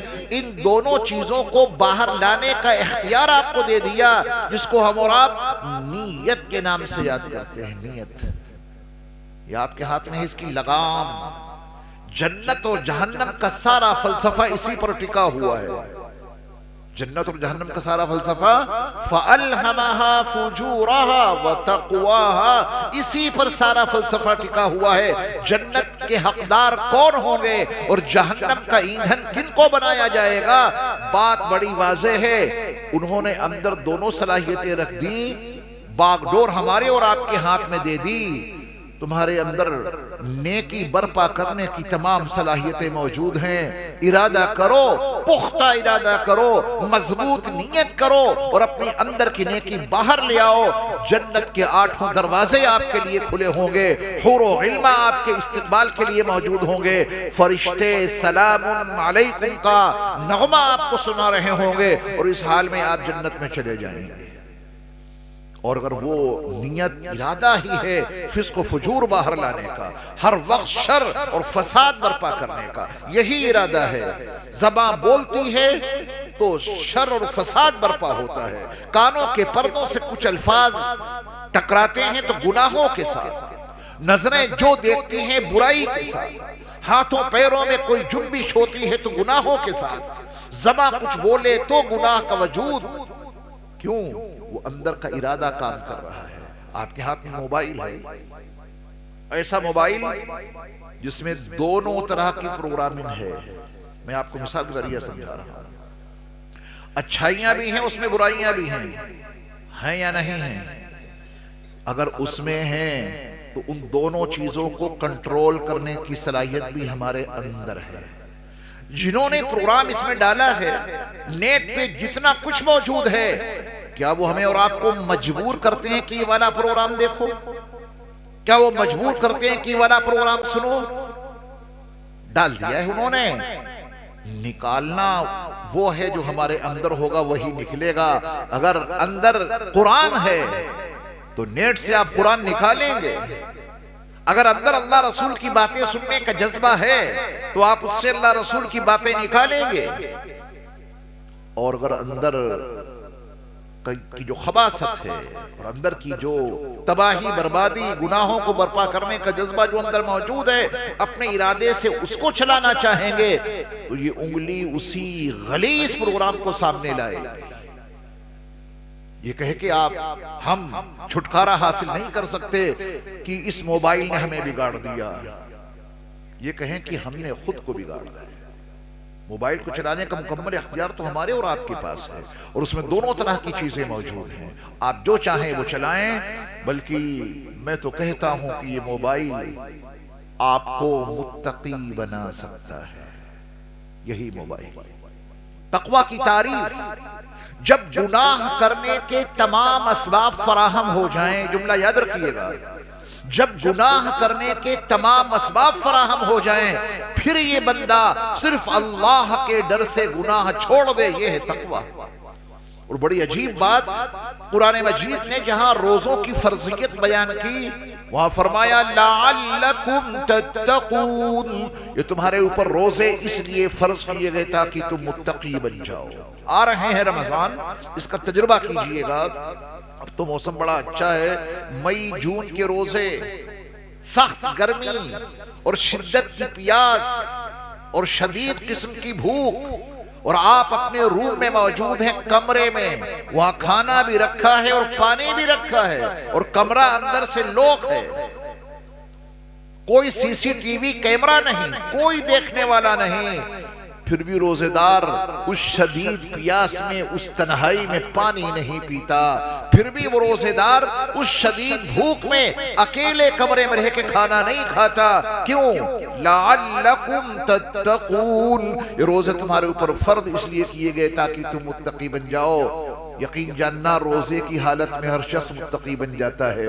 उसका तसव्वुर ये है, मुझे कोई नहीं देख रहा, बेशक मुझे कोई नहीं देख रहा, लेकिन जिसके लिए मैंने रोजा रखा है वो तो मुझे देख रहा है। मैं पानी कैसे पीऊं, मैं खाना कैसे खाऊं, बेशक मुझे कोई नहीं देख रहा, वो तो देख रहा है जिसके लिए मैंने रोजा रखा। क्या वो सिर्फ रमजान में ही देखते हैं क्या? یہ 1 ماہ کی مشق اس لیے کرائی گئی کہ اندر جو کچھ ہمارے ہے ہم اپنے اختیار سے شر والی چیزوں، فسق و فجور کی چیزوں کو دبا کر رکھیں اور اپنے اختیار سے نیکیاں باہر لائیں۔ جب اپنے اختیار سے نیکیاں باہر لاتے ہیں تو یہ عالم ہوتا ہے کہ شدید پیاس میں پانی نہیں پیتے، شدید بھوک میں کھانا نہیں کھاتے، کیونکہ اندر کی خیر ہم باہر لا رہے ہیں۔ جب اندر کا شر باہر انسان لاتا ہے تو رمضان کے مہینے میں پان چبا کر لا الہ الا اللہ محمد رسول اللہ کا پڑھنے والا انسان یوں ہی ٹہلتا ہے، کیونکہ اس نے اپنے ارادے سے اندر کے شر کو باہر نکالا ہے۔ یہ بات سمجھ میں اگر آ گئی ہو قاعدے سے، تو اب میں آپ کو ایک حدیث یاد کرائے دیتا ہوں۔ اب تک میں نے آپ کو 3 موضوعات پر کچھ باتیں سنائی ہیں۔ دیکھیے، جو سبق آپ سن رہے ہیں اس کو ذرا یاد کر کے جانا ہے۔ پہلی بات میں نے آپ کو بتائی، کامیابی اور ناکامی کا معیار اپنے ہاتھوں کبھی مقرر نہ کرنا۔ اللہ اس کے رسول نے کامیابی ناکامی کا جو معیار بتایا ہے اس کے مطابق چلنا، انشاءاللہ کامیابی ضرور قدم چومے گی۔ دوسری بات میں نے چہروں سے متعلق بتائی، یہ پاؤڈر کریم لگاؤ منع نہیں کر رہا ہوں، خوب اچھا بنا کر رکھو چہرہ، لیکن اس دن کے چہرے کی فکر کر لو جس دن کوئی پاؤڈر کوئی کریم ان کالے چہروں کو گورا نہیں کر سکے گا، وہاں ڈی این اے کام نہیں کرے گا، وہاں ایمان اور اعمال صالحہ کا نور کام کرے گا۔ آج اسی دنیا میں رہتے ہوئے آخرت کے لیے اپنے چہروں کو منور، سفید، گورا بنانے کے لیے، تر و تازہ بنانے کے لیے، رب کا دیدار کرنے کے قابل بنانے کے لیے، ہنستا مسکراتا چہرہ بنانے کے لیے ہمیں اور آپ کو یہی محنت کرنی ہوگی۔ اور وہ محنت کیا ہے؟ ایمان، اعمال صالحہ، حق کی تلقین اور صبر کی وصیت۔ اللہ ہمیں اور آپ کو اس کی توفیق عطا فرمائے۔ اور اس کے بعد میں نے آپ کو کیا بتایا؟ جو کچھ ہے وہ ہمارے اور آپ کے اندر ہے۔ شیطان کو ملامت مت کرنا۔ جب قیامت کا دن ہوگا قرآن میں لکھا کہ شیطان ہم سے اور آپ سے کہے گا فَلَا تَلُومُونِي وَلُومُوا أَنفُسَكُمْ، تم لوگ ہمیں ملامت کیوں کر رہے ہو؟ ہم نے تمہیں کس کام پہ مجبور کر دیا تھا؟ ہم نے صرف کہا ہی تھا کہ یہ کام کر لو، تم نے ہماری مان لی اور اپنے رب کی نہ مانی۔ تم سے تمہارے رب نے بھی کچھ کہا تھا، میں نے بھی کہہ دیا تھا، تو تم نے اپنے رب کی کیوں نہیں مانی؟ ہماری کیوں مان لی؟ اگر ہماری مانی تو ملامت مجھے نہ کرو، خود اپنے آپ کو ملامت کرو۔ قرآن میں شیطان کا یہ بیان اللہ نے پہلے درج کر دیا، حالانکہ یہ بات کہے گا وہ قیامت کے دن میدان محشر میں۔ کب کہے گا؟ میدان محشر میں۔ اللہ نے پہلے ہمیں اور آپ کو اس کی بات کیوں بتا دی؟ تاکہ ہم اور آپ ہوش میں آ جائیں۔ یہ مدہوشی کی زندگی ختم کرو، اپنے برے کاموں کو شیطانوں کے سر نہ ڈالو، کیونکہ شیطان کل قیامت کے دن ہم سے اور آپ سے یہ کہے گا فَلَا تَلُومُونِي، تم لوگ مجھے ملامت کیوں کر رہے ہو؟ مجھے ملامت نہ کرو، وَلُومُوا أَنفُسَكُمْ، خود اپنے کو ملامت کرو۔ یہ اپنے آپ کو ملامت کرنے کے لیے شیطان کیوں کہہ رہا؟ کہ تم نے اپنے اندر سے برائی اپنے اختیار سے باہر نکالی تھی، تم نے نکالی تھی، میں نے نکلوائی نہیں تھی۔ میرا تم پر کوئی جبر نہیں تھا، میرا تم پر کوئی قبضہ نہیں تھا، بس تھوڑی سی رغبت میں نے دے دی تھی، تمہارے رب نے منع کیا تھا، اپنے رب کی بات مان لیتے۔ اندر کی برائی تم نے نکالی، لہذا ملامت خود کو کرو، مجھے ملامت نہ کرو۔ یہ بڑا اہم عنوان ہے اپنی زندگی کو سنوارنے کے لیے، بنانے کے لیے۔ جو کچھ ہے وہ سب اندر ہے، جیسا نکالو گے باہر وہی نکلے گا۔ یہاں تک سبق یاد ہو گیا؟ ابھی تک میں نے حدیث کا کوئی سہارا ہی نہیں لیا، یہ ساری باتیں میں نے قرآن کے حوالے سے آپ کو بتائی ہیں۔ اب ایک حدیث میں آپ کو یاد کراتا ہوں، عمل کی نیت سے سنیے اور آج سے ہی اس پہ عمل شروع کر دیجئے، آج سے انشاءاللہ، ٹھیک ہے نا؟ اس کے بعد دعا ہو جائے گا۔ مجھ سے تو انہوں نے کہا تھا کہ 1 بجے سے پہلے ہی ختم کر دیں گے، اور آپ ہیں کہ اٹھنے کا نام ہی نہیں لے رہے ہیں۔ اگر آپ اٹھنا شروع کر دیں تو میں ابھی دعا کرائے دیتا ہوں۔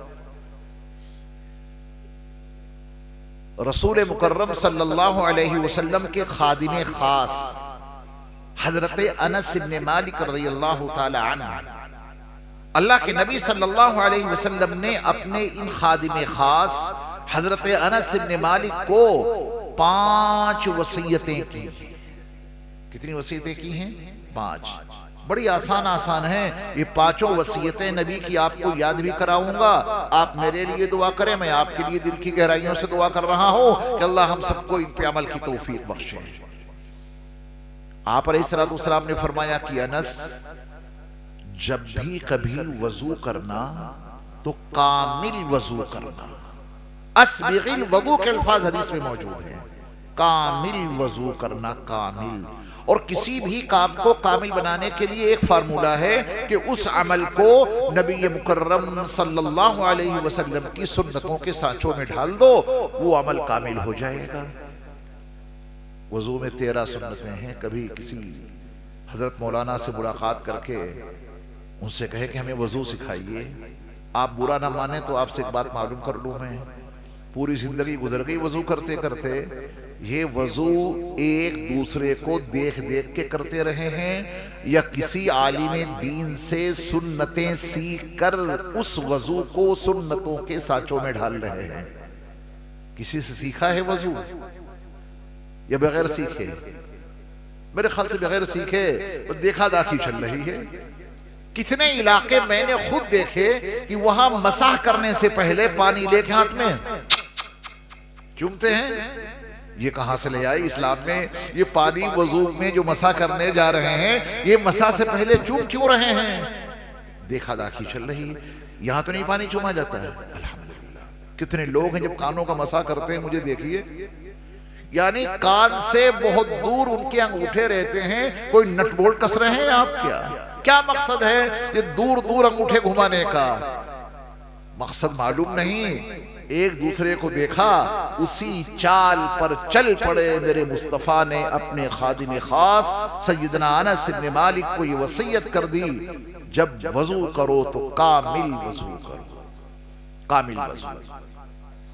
ایک جلسے میں گیا تو وہاں پورے جلسے میں نے اپنے بیان کے وقت میں صرف مسح سکھایا تھا. مسح کیسے کیا جاتا ہے. آپ یقین جاننا تمام حاضرین کی حیرت کی انتہا نہ رہی جب میں نے ان کو اپنے بیان میں مسح سکھایا. انہوں نے کہا کہ صاحب ایسا عمل تو ہمیں کوئی نہیں بتاتا, اور آج پہلی بار ہمیں معلوم ہوا کہ مسح ہوتا کیسے ہے سر کا. یہ سب سیکھنے کی چیزیں ہیں. بغیر سیکھے آپ سائیکل نہیں چلا سکتے, بغیر سیکھے روٹی نہیں پکا سکتے. روٹی بچپن میں دیکھا ماں پکاتی رہی, کچھ اور بڑے ہوئے تو بہن کو روٹی پکاتے دیکھا, کچھ اور بڑے ہوئے بھابھی کو روٹی پکاتے ہوئے دیکھا, کچھ اور بڑے ہو گئے تو بیوی کو روٹی پکاتے ہوئے دیکھا. اور کسی دن گھر میں انبن ہو گئی اور بیوی نے کہا کہ آج روٹی نہیں پکاؤں گی. پکا کے دکھائیے آپ. یا تو آٹا بہت ڈھیلا کر دیں گے یا بڑا ٹائٹ. لوئی آپ بنا نہیں سکتے, اور جب اس کو پھیلائیں گے تو گول نہیں, اس میں 32 کونے نکل پڑیں گے. اور توے پہ ڈال کے آپ دوبارہ اس کو پلٹ نہیں سکتے. سیکھیں گے یا تو کچی رہ جائے گی یا جل جائے گی. اتنے دنوں سے روٹی پکنے کا عمل دیکھتے رہے, پکانے کا عمل دیکھتے رہے. کیوں نہیں پکا پا رہے ہیں؟ کیونکہ ہاتھ نہیں چلائے ہیں اس کے مطابق. میرے ایمان والے بھائیوں, وضو کرنے میں یہ ہاتھ سنت کے مطابق کب چلائے ہیں کہ وضو صحیح ہو جائے؟ جب وضو سیکھو گے اور سنت کے مطابق ہاتھ چلاؤ گے تب جا کے وضو کامل ہوگا. اسبغ الوضو, انس وضو کو کامل اور مکمل کرنا, اللہ تمہاری عمر میں اضافہ کر دیں گے. اللہ. یہ 5 وصیتیں, ہر وصیت کے ساتھ اس کا فائدہ. وضو کامل کرو گے تو اللہ تمہاری عمر میں اضافہ کر دیں گے. سبق یاد کرنا بھی سنانا ہے آپ کو. مدرسوں میں تعلیم دی جاتی, 3 مہینے کے بعد امتحان ہوتا ہے, پھر 3 مہینے کے بعد امتحان ہوتا ہے, پھر 3 مہینے کے بعد امتحان ہوتا ہے. ہم بھی آپ کو سبق یاد کرا رہے ہیں, سنیں گے ابھی جتنا سنایا ہے میں نے, جتنا آپ کو میں نے درس دیا ہے یہ بھی آپ کو سنانا ہے انشاءاللہ. سنا لیں گے نا. اسبغ الوضو, وضو کامل کرو, اللہ تمہاری عمر میں اضافہ کریں گے.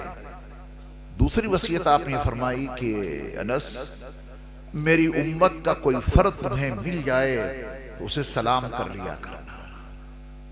میں نے بیٹھتے ہی آپ کو سلام کیا تھا. یہ آپ کی ضرورت نہیں تھی, یہ میری ضرورت تھی. اور جب بھی کسی کو سلام کرو تو اپنی ضرورت سمجھ کے سلام کیا کرو.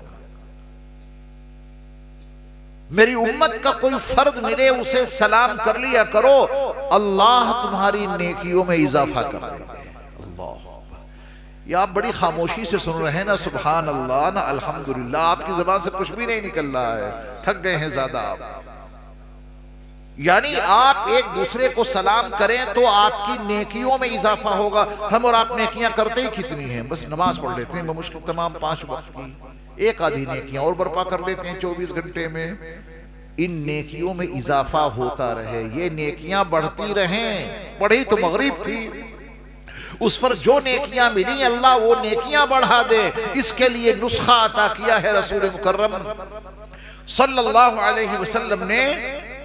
ایک دوسرے کو سلام کیا کرو، اللہ تمہاری نیکیوں میں اضافہ کر دیں گے۔ 2 باتیں یاد ہو گئی۔ تیسری بات آپ علیہ السلام نے یہ فرمائی کہ انس، جب اپنے گھر میں جایا کرو تو گھر والوں کو سلام کر لیا کرو، بغیر سلام کے گھر میں داخلہ نہیں۔ گھر میں جاؤ تو گھر والوں کو سلام کرو، اللہ تمہارے گھر میں خیر پیدا کر دیں گے۔ آج ہمارے اور آپ کے گھروں میں سب کچھ ہے، اعلیٰ درجے کے بیڈ، اعلیٰ درجے کا اے سی، اعلیٰ درجے کے پنکھے، اعلیٰ درجے کی پی او پی، ہر چیز ہے۔ اگر نہیں ہے ہمارے اور آپ کے گھروں میں تو خیر نہیں ہے۔ باپ بیٹے میں جھگڑا، بھائی بھائی میں لڑائی، میاں بیوی میں تصادم، خیر کہاں ہے؟ خیر یوں نہیں ہے کہ ہم گھروں میں جانوروں کی طرح تو داخل ہوتے ہیں، نبی مکرم کے غلام کی طرح داخل نہیں ہوتے۔ آج تہیہ کرو، ارادہ کرو، ہم جب گھر میں جائیں گے تو ہمارا گھر کا داخلہ بتا دے کہ کوئی جانور نہیں آیا، بلکہ نبی مکرم حضرت محمد صلی اللہ علیہ وسلم کا ایک غلام گھر میں داخل ہو رہا ہے، اور غلامی مصطفیٰ کا تقاضا ہے کہ گھر میں جاؤ تو سلام کیا کرو۔ کریں گے اس کا اہتمام انشاءاللہ۔ اگر آپ یہاں پر تھوڑا سا غور کریں اسلامی تعلیمات کا تو آپ دنگ رہ جائیں گے۔ اسلام میں تو بھرے گھر میں ہی نہیں، خالی گھر میں بھی سلام کر کے داخل ہونے کی ہدایت ہے۔ ابھی آپ جلسہ سننے آئے، فرض کیجئے کہ آپ نے اپنے گھر میں تالا لگا دیا، اپنے گھر کے دروازے بند کر کے کنڈی لگا کے تالا آپ نے لگایا، چابی آپ کے پاس ہے یہاں۔ جب آپ یہاں سے جائیں گے تو تالا آپ ہی تو کھولیں گے۔ ہے گھر میں کوئی نہیں، اس کمرے میں ہے کوئی جس کو آپ نے بند کیا؟ کوئی نہیں۔ اسلام کہتا ہے جب اس کا بھی دروازہ کھولو، خالی گھر کا دروازہ کھولو تو وہاں بھی سلام کرو۔ اللہ اکبر۔ جس اسلام نے خالی گھروں میں بھی داخلے کے وقت میں سلام کی تلقین کی ہو، ہم بھرے گھروں میں داخل ہو کے سلام نہیں کرتے۔ اور یہ تو سوچ ہی ختم کر دو کہ خالی گھر ہے، اس کمرے میں کوئی نہیں ہے، میں نے تالا بند کیا تھا، یہ خیال ہی ختم کر دو۔ اس میں کوئی انسان تو آپ کو نظر نہیں آ رہا، لیکن بہت ساری اس کے اندر مخلوق موجود ہے جو دکھائی نہیں دیتی۔ اسلام کا کہنا ہے اسی مخلوق کو سلام کر لیا کرو۔ سمجھ گئے فلسفہ؟ ازراہ ظرافت بھی ایک بات عرض کر دوں، بہت دیر سے آپ باتیں سن رہے ہیں، آپ کے چہروں پہ مسکراہٹ نہیں ہے۔ اگر آپ نے ایسا کرنا شروع کر دیا، خالی گھروں میں، خالی کمروں میں داخل ہوتے وقت آپ نے سلام کرنا شروع کر دیا، تو عاملوں کے پاس آپ کو یہ شکایت لے کر جانے کی نوبت ہی نہیں آئے گی کہ حضرت میں رات میں سو رہا تھا اور کسی نے میری چارپائی ہلا دی۔ اس کی نوبت نہیں آئے گی۔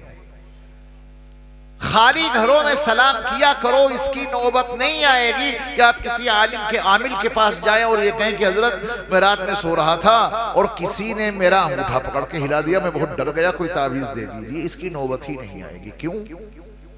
جب آپ اس مخلوق کو روز سلام کرتے ہیں جو اندر موجود ہے، ہمارے محلے کا بھی اگر کوئی بدماش ہوتا ہے اسے آپ روزانہ سلام کریں، وہ کہتا ہے چلو اس کو کیا ستائیں، یہ تو اپنا ہے نا؟ تو اس گھر کی مخلوق کو جب آپ روزانہ سلام کریں گے تو مخلوق آپ کو نہیں ستائے گی، نہ آپ کی چارپائی ہلے گی، نہ آپ کا انگوٹھا پکڑ کے کوئی ہلائے گا۔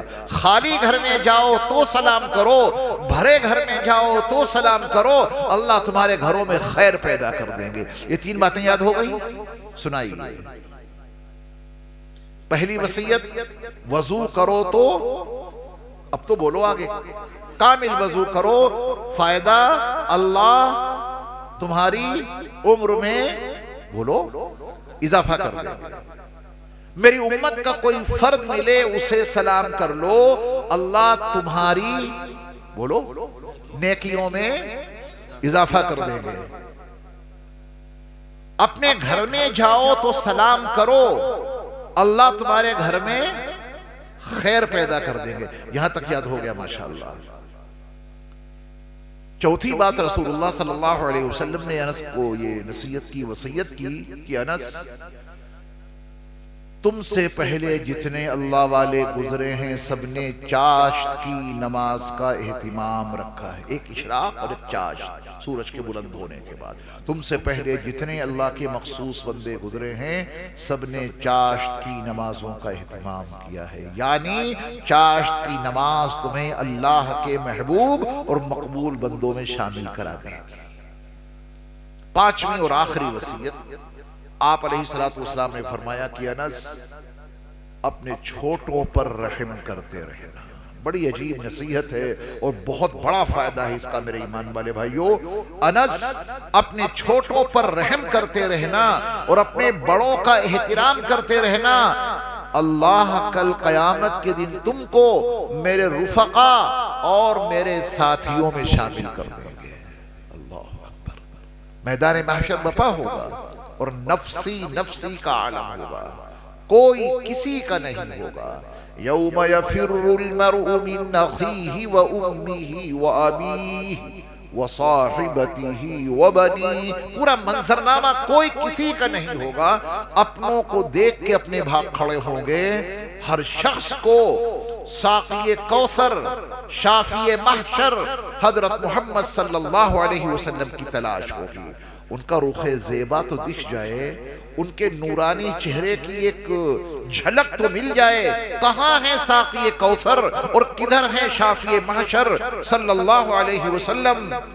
سارے نبیوں کی جن کو امامت ملی، جن و انسان کی جن کو قیادت ملی، بزم کونین کی بھی نظامت ملی، روز محشر کی جن کو شفاعت ملی، ان سے بڑھ کر نہیں کوئی عالی مقام، ان پہ لاکھوں درود، ان پہ لاکھوں سلام۔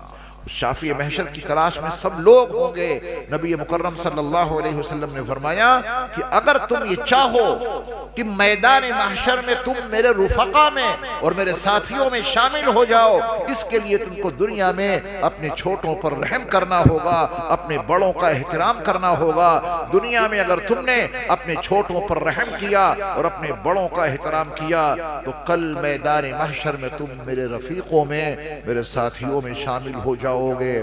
تمنا میری بھی ہے، خواہش آپ کی، جستجو میری بھی ہے، چاہت آپ کی بھی، کہ ہم سب کل میدان محشر میں اس نبی کے رفقا میں شامل ہو جائیں کہ جس سے بہتر شخصیت پر آج تک سورج طلوع نہیں ہوا، اور ان سے حسین مکھڑا ابتدائے آفرینش سے آج تک چاند کی ضیاء پاش کرنوں نے نہیں دیکھا، جن کا مقام و مرتبہ یہ تھا کہ قبضہ تیری پرچھائی کا بینائی پر ادراک پر، قبضہ تیری پرچھائی کا بینائی پر ادراک پر، پیروں کی جنبش خاک پر اور آہٹیں افلاق پر، گردے سفر تاروں کی زو، مرکب براق تیز رو، سائی جبریل امین یا رحمت للعالمین صلی اللہ علیہ وسلم۔ کل میدان محشر میں اللہ مجھے اور آپ کو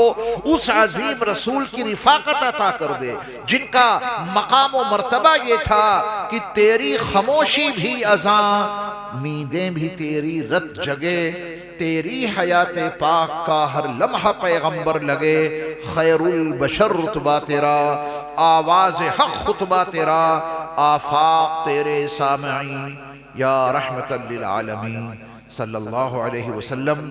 اللہ ہم سب کو کل میدان محشر میں اس عظیم رسول کا ساتھ عطا کر دے جن کی شان یہ تھی کہ سب سے ممتاز جن کو سماعت ملی، پشت سے دیکھ لے وہ بصارت ملی، نرم لہجہ ملا اور فصاحت ملی، گفتگو میں بلا کی بلاغت ملی، ان سے بہتر نہیں ہے کسی کا کلام، ان پہ لاکھوں درود، ان پہ لاکھوں سلام، ان کی معیت، ان کا ساتھ، ان کے رفقا اور ان کے ساتھیوں میں شامل ہونے کی سعادت ملے گی کب؟ اس کا نسخہ رسول مکرم صلی اللہ علیہ وسلم نے یہی بتا دیا، اپنے چھوٹوں پر رحم کرتے رہنا اور اپنے بڑوں کا احترام کرتے رہنا۔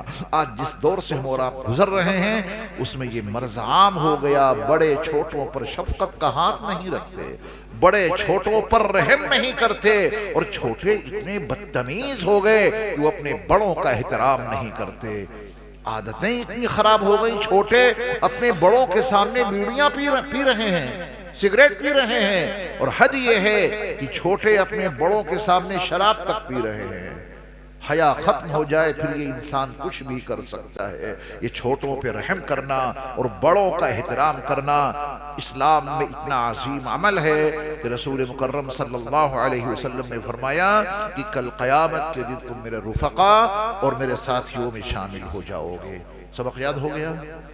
اب اس سے زیادہ دیر تک آپ کو بٹھلانا مناسب نہیں ہے، بس اتنی باتیں کافی ہو گئیں آج کے درس کے لیے۔ حضرت مولانا مجاہد الاسلام صاحب یہ ہمارے بڑے قریبی عزیز ہیں، آج تک انہوں نے بتایا ہی نہیں کہ رشتہ ہے ہمارا ان سے۔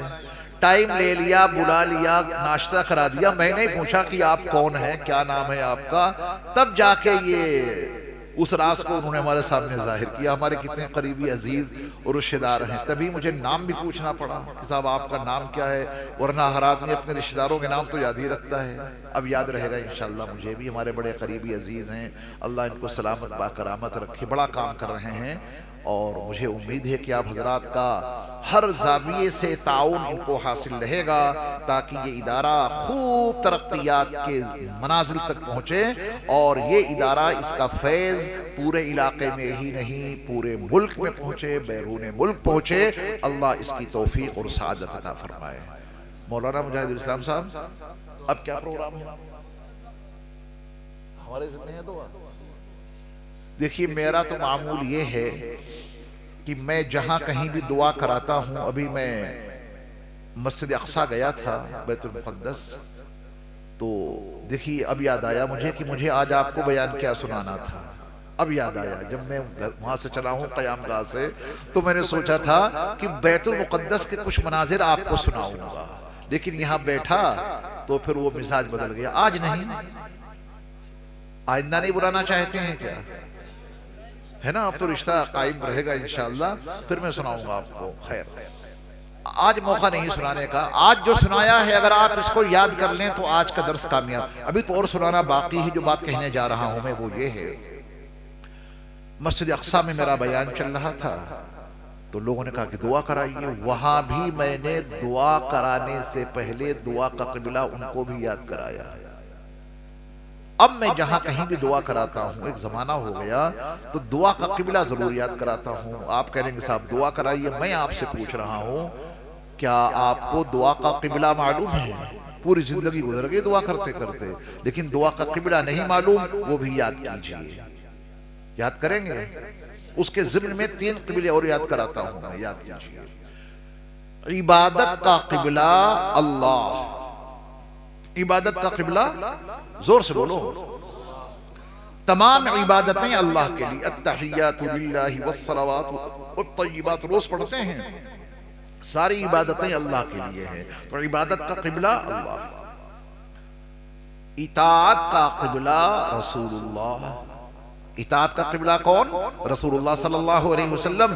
من یطع الرسول فقد اطاع اللہ، یہ اتھارٹی اللہ نے اپنے نبی کو دی ہے، جو آپ کی اطاعت کر لے وہ ہماری اطاعت کرنے والا اپنے آپ بن جائے گا۔ اتنی بڑی اتھارٹی اللہ نے اپنے نبی کو دی ہے، تو اطاعت کا قبلہ رسول اللہ۔ سنائیے، عبادت کا قبلہ، آواز نہیں نکل رہی، یا تو بھوک کی وجہ سے یا نیند کی وجہ سے؟ کیوں نہیں آواز نکل رہی ہے؟ کھانا کھا لیا ہے؟ نیند آ رہی ہے؟ زور سے بولنا۔ عبادت کا قبلہ اللہ، اطاعت کا قبلہ رسول اللہ، نماز کا قبلہ بیت اللہ، یہ تو یاد ہی ہے آپ کو، نماز کا قبلہ بیت اللہ۔ اب اپنا سبق یاد کیجئے، دعا کا قبلہ عرش اللہ، دعا کا قبلہ عرش اللہ یعنی اللہ کا عرش. دعا کا قبلہ جب اللہ کا عرش ہے تو ہمیں اور آپ کو دعا کے وقت اپنے دونوں ہاتھوں کی ہتھیلیاں عرش الہی کی طرف رکھنی ہوں گی. میرے ہاتھوں کو دیکھ رہے ہیں؟ ہمارے کتنے ساتھی ہیں جو دعا کے وقت میں پوری دعا میں ہاتھ ایسے رکھتے ہیں. میں نے سچ کہا یا غلط؟ کتنے ساتھی ہیں ایسے جو دعا کے وقت میں مجھے دیکھیے یہ حرکت کرتے ہیں، رگڑائی چل رہی ہے پوری دعا میں. کچھ لوگ پوری دعا میں ایسے کر کے رکھتے ہیں. طرح طرح کی حرکتیں کیوں کر رہے ہیں؟ کیونکہ ان کو دعا کا قبلہ نہیں معلوم اور اپنی حیثیت بھی بھولے بیٹھے ہیں. یا ایھا الناس انتم الفقراء الی اللہ، اے انسانوں تم سب کے سب اللہ کی بارگاہ کے فقیر ہو. ہم سب اللہ کی بارگاہ کے فقیر ہیں. ہم سے اور آپ سے سمجھدار دنیا کا فقیر ہے.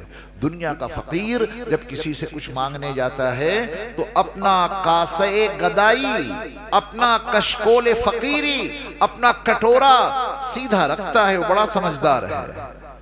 اگر کوئی فقیر آپ کے پاس آئے کٹورا لے کے کہ صاحب کچھ دے دو، کٹورا اس نے الٹا کر رکھا ہو، آپ ناراض ہو جائیں گے. بڑا نالائق فقیر ہم سے بھیک لینے آیا اور کٹورا الٹا کر رکھا ہے. اگر وہ نالائق ہے تو ہم اپنے بارے میں فیصلہ کر لیں کہ ہم نے اپنا کٹورا کہاں سیدھا کر رکھا ہے، ہم نے بھی تو الٹا کر رکھا ہے. اللہ تعالیٰ نے یہ ہمارا اور آپ کا کاسے گدائی، کشکول فقیری، یہ کٹورا مانگنے کا، بھیک مانگنے کا کٹورا اللہ نے ہماری اور آپ کی باڈی میں فٹ کر دیا ہے. صبح ہو یا شام، رات ہو یا دن، اجالا ہو یا اندھیرا، میرے بندے جب تجھ کو کچھ چاہیے اپنا پیالہ سیدھا کر اور اپنے رب سے مانگ لے، جو کچھ لینا ہو لے لے. رکھیں گے اس کا اہتمام؟ ایک کام آپ بہت اچھا کرتے ہیں. اگر میں نے آپ کے اس کام پر تنقید کی، اس کام پر بھی تنقید کی، اس پر بھی تنقید کی، تو جو آپ ایک اچھا کام کرتے ہیں اس پر آپ کی تعریف بھی کرنی ہوگی مجھے. ایک کام بہت اچھا کرتے ہیں، آپ اس کی تعریف کرنے جا رہا ہوں میں. آپ کا اچھا کام یہ ہے کہ پوری دعا میں تو ہاتھ ایسے رکھے یا ایسے کرتے رہے، جب دعا سے فارغ ہوتے ہیں تب کہتے ہیں برحمتک یا کرتے ہیں ایسے. یہ مطلوب ہے حدیث میں، یہ کام کرنا چاہیے. جب دعا پوری ہو تو اپنے دونوں ہاتھوں کی ہتھیلیاں کس پہ مل لیں؟ اپنے چہرے پر. کرتے ہیں نا؟ پوری دعا میں ہاتھ ایسے رکھے. اس پر میں نے تنقید کی. آپ ایک اچھا کام کرتے ہیں، میں نے آپ کی تعریف کی کہ آپ یہ بہت اچھا کام کرتے ہیں کہ جب دعا مکمل ہوتی ہے تو اپنے دونوں ہاتھوں کی ہتھیلیاں چہرے پر پھیر لیتے ہیں. لیکن کبھی آپ نے اپنے آپ سے پوچھا نہیں کہ جب پوری دعا میں ہاتھ ایسے رکھے تو آپ کی ہتھیلیوں میں آیا کیا ہے جسے پوچھ رہے ہو؟ یہ میرے بتانے کی ضرورت نہیں تھی، آپ اپنے آپ سے پوچھ لیتے، خود سے غور کرتے کہ پوری دعا میں نے ہاتھ ایسے رکھے، ہاتھوں کو یوں رگڑتے رہے، ایسے ہاتھ رکھے، تو آپ کی ہتھیلیوں میں کوئی چیز آئی ہے کیا جسے آپ پوچھ رہے ہیں؟ آپ کے ہاتھوں میں کیا آئے گا؟ پوچھو حضرت ابو ہریرہ رضی اللہ تعالیٰ عنہ سے. سن 7 ہجری میں ایمان لائے، نبی کی بارگاہ میں حاضر ہوئے. تقریباً 3 سال نبی مکرم صلی اللہ علیہ وسلم کی صحبت میں رہنے کا موقع ملا. حضرت ابو ہریرہ کو نسیان کی بیماری تھی، بھول جاتے تھے، کچھ یاد نہیں رہتا تھا. اپنی پریشانی اپنے نبی کو بتائی، یا رسول اللہ صلی اللہ علیہ وسلم تمنا یہ ہے کہ آپ کی حدیثیں یاد کروں مگر یاد نہیں رہتی، سنتا ہوں بھول جاتا ہوں. آپ علیہ السلام نے فرمایا کہ ابو ہریرہ تمہارے کندھے پر جو چادر ہے اس کو یہاں بچھاؤ. چادر اتاری، بچھا دی. سیدنا ابو ہریرہ رضی اللہ تعالیٰ عنہ نے، اب اللہ کے رسول صلی اللہ علیہ وسلم نے حضرت ابو ہریرہ رضی اللہ تعالیٰ عنہ کے لیے عرش والے سے کچھ مانگا ہے ایسے کر کے، اور عرش والے اللہ نے ابو ہریرہ کے لیے وہ تحفہ اپنے نبی کے ہاتھوں تک پہنچا بھی دیا. وہ عرش سے تحفہ آیا، میرے مصطفیٰ کے ہاتھوں میں آیا، پہنچ گیا، اور آپ نے ایسے کر کے وہ تحفہ ان کی چادر پہ ڈالا. دکھے گا کچھ نہیں لیکن ڈالا. فرمایا کہ ابو ہریرہ یہ چادر اٹھاؤ اور اپنے سینے سے لگاؤ. انہوں نے وہ چادر اٹھائی اور سینے سے لگائی. عرش کا وہ تحفہ نبی کے ہاتھوں سے ہوتا ہوا چادر پہ اور چادر کے حوالے سے ابو ہریرہ کے سینے میں داخل ہو گیا. اس کے بعد کا ان کا بیان یہ ہے کہ پھر تو میں نے جو سنا وہ ہمیشہ کے لیے یاد ہو گیا. ایسے آتی ہیں چیزیں ہاتھوں میں، ہے نا. مکثرین صحابہ میں نمبر 1 پہ ہیں ابو ہریرہ رضی اللہ تعالیٰ عنہ. سب سے زیادہ حدیثیں انہی سے منقول ہیں. جو صحابہ 23 سال تک نبی صلی اللہ علیہ وسلم کے ساتھ رہے ان سے اتنی حدیثیں منقول نہیں جتنی 3 سال کی صحبت میں رہ کر حضرت ابو ہریرہ رضی اللہ تعالیٰ عنہ نے اتنی حدیثیں نقل کر دیں. آپ بتائیں کثرت حدیث کی روایت میں حضرت ابو ہریرہ کا اپنا کوئی کمال ہے یا اللہ کی عطا اور میرے مصطفیٰ کی دعا کا کمال ہے؟ کس کا کمال ہے؟ اللہ کی عطا میرے مصطفیٰ کی دعا کا کمال ہے. تو جب آپ ایسے کر کے دعا مانگیں گے نا تو عرش والا آپ کے ہاتھوں میں عرش کے انوار بھیجے گا. جب آپ ایسے کر کے دعا مانگو گے فقیرانہ انداز میں تو عرش والا عرش سے آپ کے ہاتھوں میں رحمتیں برکتیں بھیجے گا. اب جو کچھ آپ کے ہاتھوں میں آیا ہے نبی کی ہدایت یہ ہے کہ اس کو اپنے تلووں میں مت پوچھنا، گھٹنوں میں نہ پوچھنا. جو کچھ آیا ہے اسے چہرے پر پوچھنا. یہ اس کا فلسفہ ہے. ہم نے ایسے کر کے دعا مانگی، ایسے ہاتھ رکھے دعا میں اور اس کے بعد برحمتک یا ارحم الراحمین میں ہتھیلیاں چہرے پر پہنچ رہے ہیں. خود سے یہی نہیں پوچھا کہ ہاتھوں میں کچھ آیا بھی ہے، نہ کریم ہے، نہ پاؤڈر ہے، نہ تیل ہے. رگڑائی کس چیز کی کر رہے ہیں آپ؟ باتیں سمجھ میں آ گئی قاعدے سے. اور یہ جو سبق میں نے آپ کو دیا یہ میرا نہیں ہے. حافظ ابن حجر عسقلانی، ملا علی قاری الفیروز آبادی کی القاموس کے شارح علامہ سید مرتضی حسین زبیدی بلگرامی جنہوں نے القاموس کی شرح عربی زبان میں تاج العروس کے نام سے لکھی تو عرب پکار اٹھے کہ یہ تو ہمارا ہے. ہندوستان والوں نے کہا کہ ہمارا ہے اور بلگرام والوں نے کہا کہ ہمارا ہے. سچ مچ وہ بلگرام کے تھے. اتنے بڑے عالم قاہرہ میں آرام فرما ہیں وہ، اور ان کو قبرستان بھی وہ ملا ہے قاہرہ مصر میں جہاں میرے مصطفیٰ کے اہل بیت اور آل رسول آرام فرما ہیں. ان کے برابر میں ان کی قبر ہے. میں 5 مرتبہ گیا ہوں قاہرہ ان کی قبر پہ مصر میں. بہت بڑے عالم. ان بڑے بڑے علماء نے اس پہ قلم اٹھایا کہ دعا کا قبلہ عرش اللہ ہے. اگر یہ بات آپ کی سمجھ میں آ گئی تو ابھی دعا کرنے میں دعا کا قبلہ درست کر کے دعا مانگیں گے انشاءاللہ. اور ایک وعدہ اور کر لو کہ علی پور میں کتنی مسجدیں ہیں؟ 5 مسجدوں میں یہ پیغام آپ کو لے کر پہنچنا ہے انشاءاللہ. علی پور کا کوئی بھی شخص مرد ہو یا عورت، جوان ہو یا بوڑھا یا بچہ، ہر شخص دعا کے وقت دعا کا قبلہ درست کرنے والا بن جائے. سبق میں نے آپ تک پہنچا دیا ہے، آپ کو یاد کرا دیا ہے، باقی محنت آپ کو کرنی ہے انشاءاللہ. پورے علی پور میں نواحی علاقے میں یہ پیغام پہنچاؤ. لوگ کہتے ہیں کہ صاحب جلسوں میں گئے کچھ ملا نہیں. بہت کچھ ملتا ہے اگر آپ لینے والے بن جائیں. اب جو کچھ سبق ملا ہے اس کو یاد کیا ہے، اس کی محنت کریں گے انشاءاللہ. ابھی جا کے گھر میں سیدھے سلام کرنا، بیوی کو سلام کرنے میں شرمانا نہیں. نبی کی ہدایت ہے، اللہ گھر میں خیر پیدا کر دے گے. ٹھیک ہے؟ یہ بہت آسان زبان میں چند باتیں میں نے آپ کے سامنے رکھی. اور خواجہ عزیز الحسن صاحب مجذوب نور اللہ مرقدہ کی اس نصیحت پر میں اپنی بات کو مکمل کر رہا ہوں کہ کامیابی تو کام سے ہوگی. کامیابی تو کام سے ہوگی، کام کرنے سے. کامیابی تو کام سے ہوگی، نہ کہ حسن کلام سے ہوگی. فکر اور اہتمام سے ہوگی، ذکر کے التزام سے ہوگی. اللہ ان صفات کے ساتھ ہم سب کو عمل کی توفیق عطا فرمائے. چلیے قبلہ درست کیجیے اور دعا مانگیے. الحمدللہ رب العالمین والصلاة والسلام علی سید المرسلین وعلی آلہ واصحابہ اجمعین. یا اللہ ہمارے گناہوں کو معاف فرما دیجیے. یا اللہ ہماری جملہ سیئات کو حسنات سے مبدل فرما دیجیے. یا اللہ ہم سب کے قلوب کو اپنے نور سے منور کر دیجئے۔ یا اللہ ہم سب کے نفوس کا تزکیہ اور ہم سب کی روحوں کا تصفیہ کر دیجئے۔ یا اللہ ہم سب کو اپنے محبوب اور مقبول بندوں میں داخل اور شامل فرما لیجئے۔ یا اللہ ہم سب مغفرت کے بھیکاری ہیں، ہم سب کو مغفرت کی بھیک عطا کر دیجئے۔ یا اللہ آپ نہیں معاف کریں گے تو ہمیں کون معاف کر سکتا ہے؟ ہم نے آپ کی شان قرآن میں پڑھی ہے، وَمَن يَغْفِرُ الذُّنُوبَ إِلَّا اللَّهُ، اللہ کے سوا کون ہے جو گناہوں کو معاف کر دے؟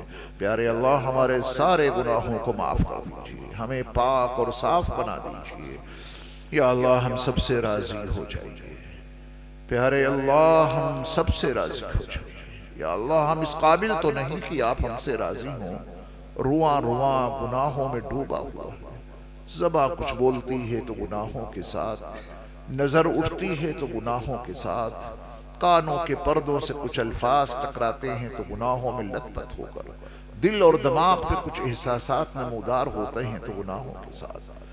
یا اللہ ہم سب سراپا گنہگار ہیں، سراپا گناہ ہیں، اقراری مجرم ہیں۔ یا اللہ پھر بھی ہم سب سے راضی ہو جائیے۔ یا اللہ اس پورے مجمع پر خصوصی نظر کرم ڈال دیجئے۔ یا اللہ اس پورے مجمع پر خصوصی رحم فرمائیے۔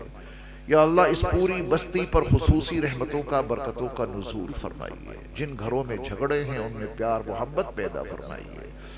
جو بے اولاد ہیں ان کو نیک اور صالح اولاد عطا فرمائیے۔ جو بے نکاحیں ہیں یا اللہ ان کے لیے مناسب جوڑوں کا انتظام فرمائیے۔ جن کی اولاد نافرمانی پر آمادہ ہے یا اللہ اسے فرما بردار بنا دیجئے۔ اس نافرمان اولاد کو اس کے والدین کی آنکھوں کا نور اور دل کا سرور بنا دیجئے۔ یا اللہ ہم سب کو ایمان پر خاتمہ نصیب فرمائیے۔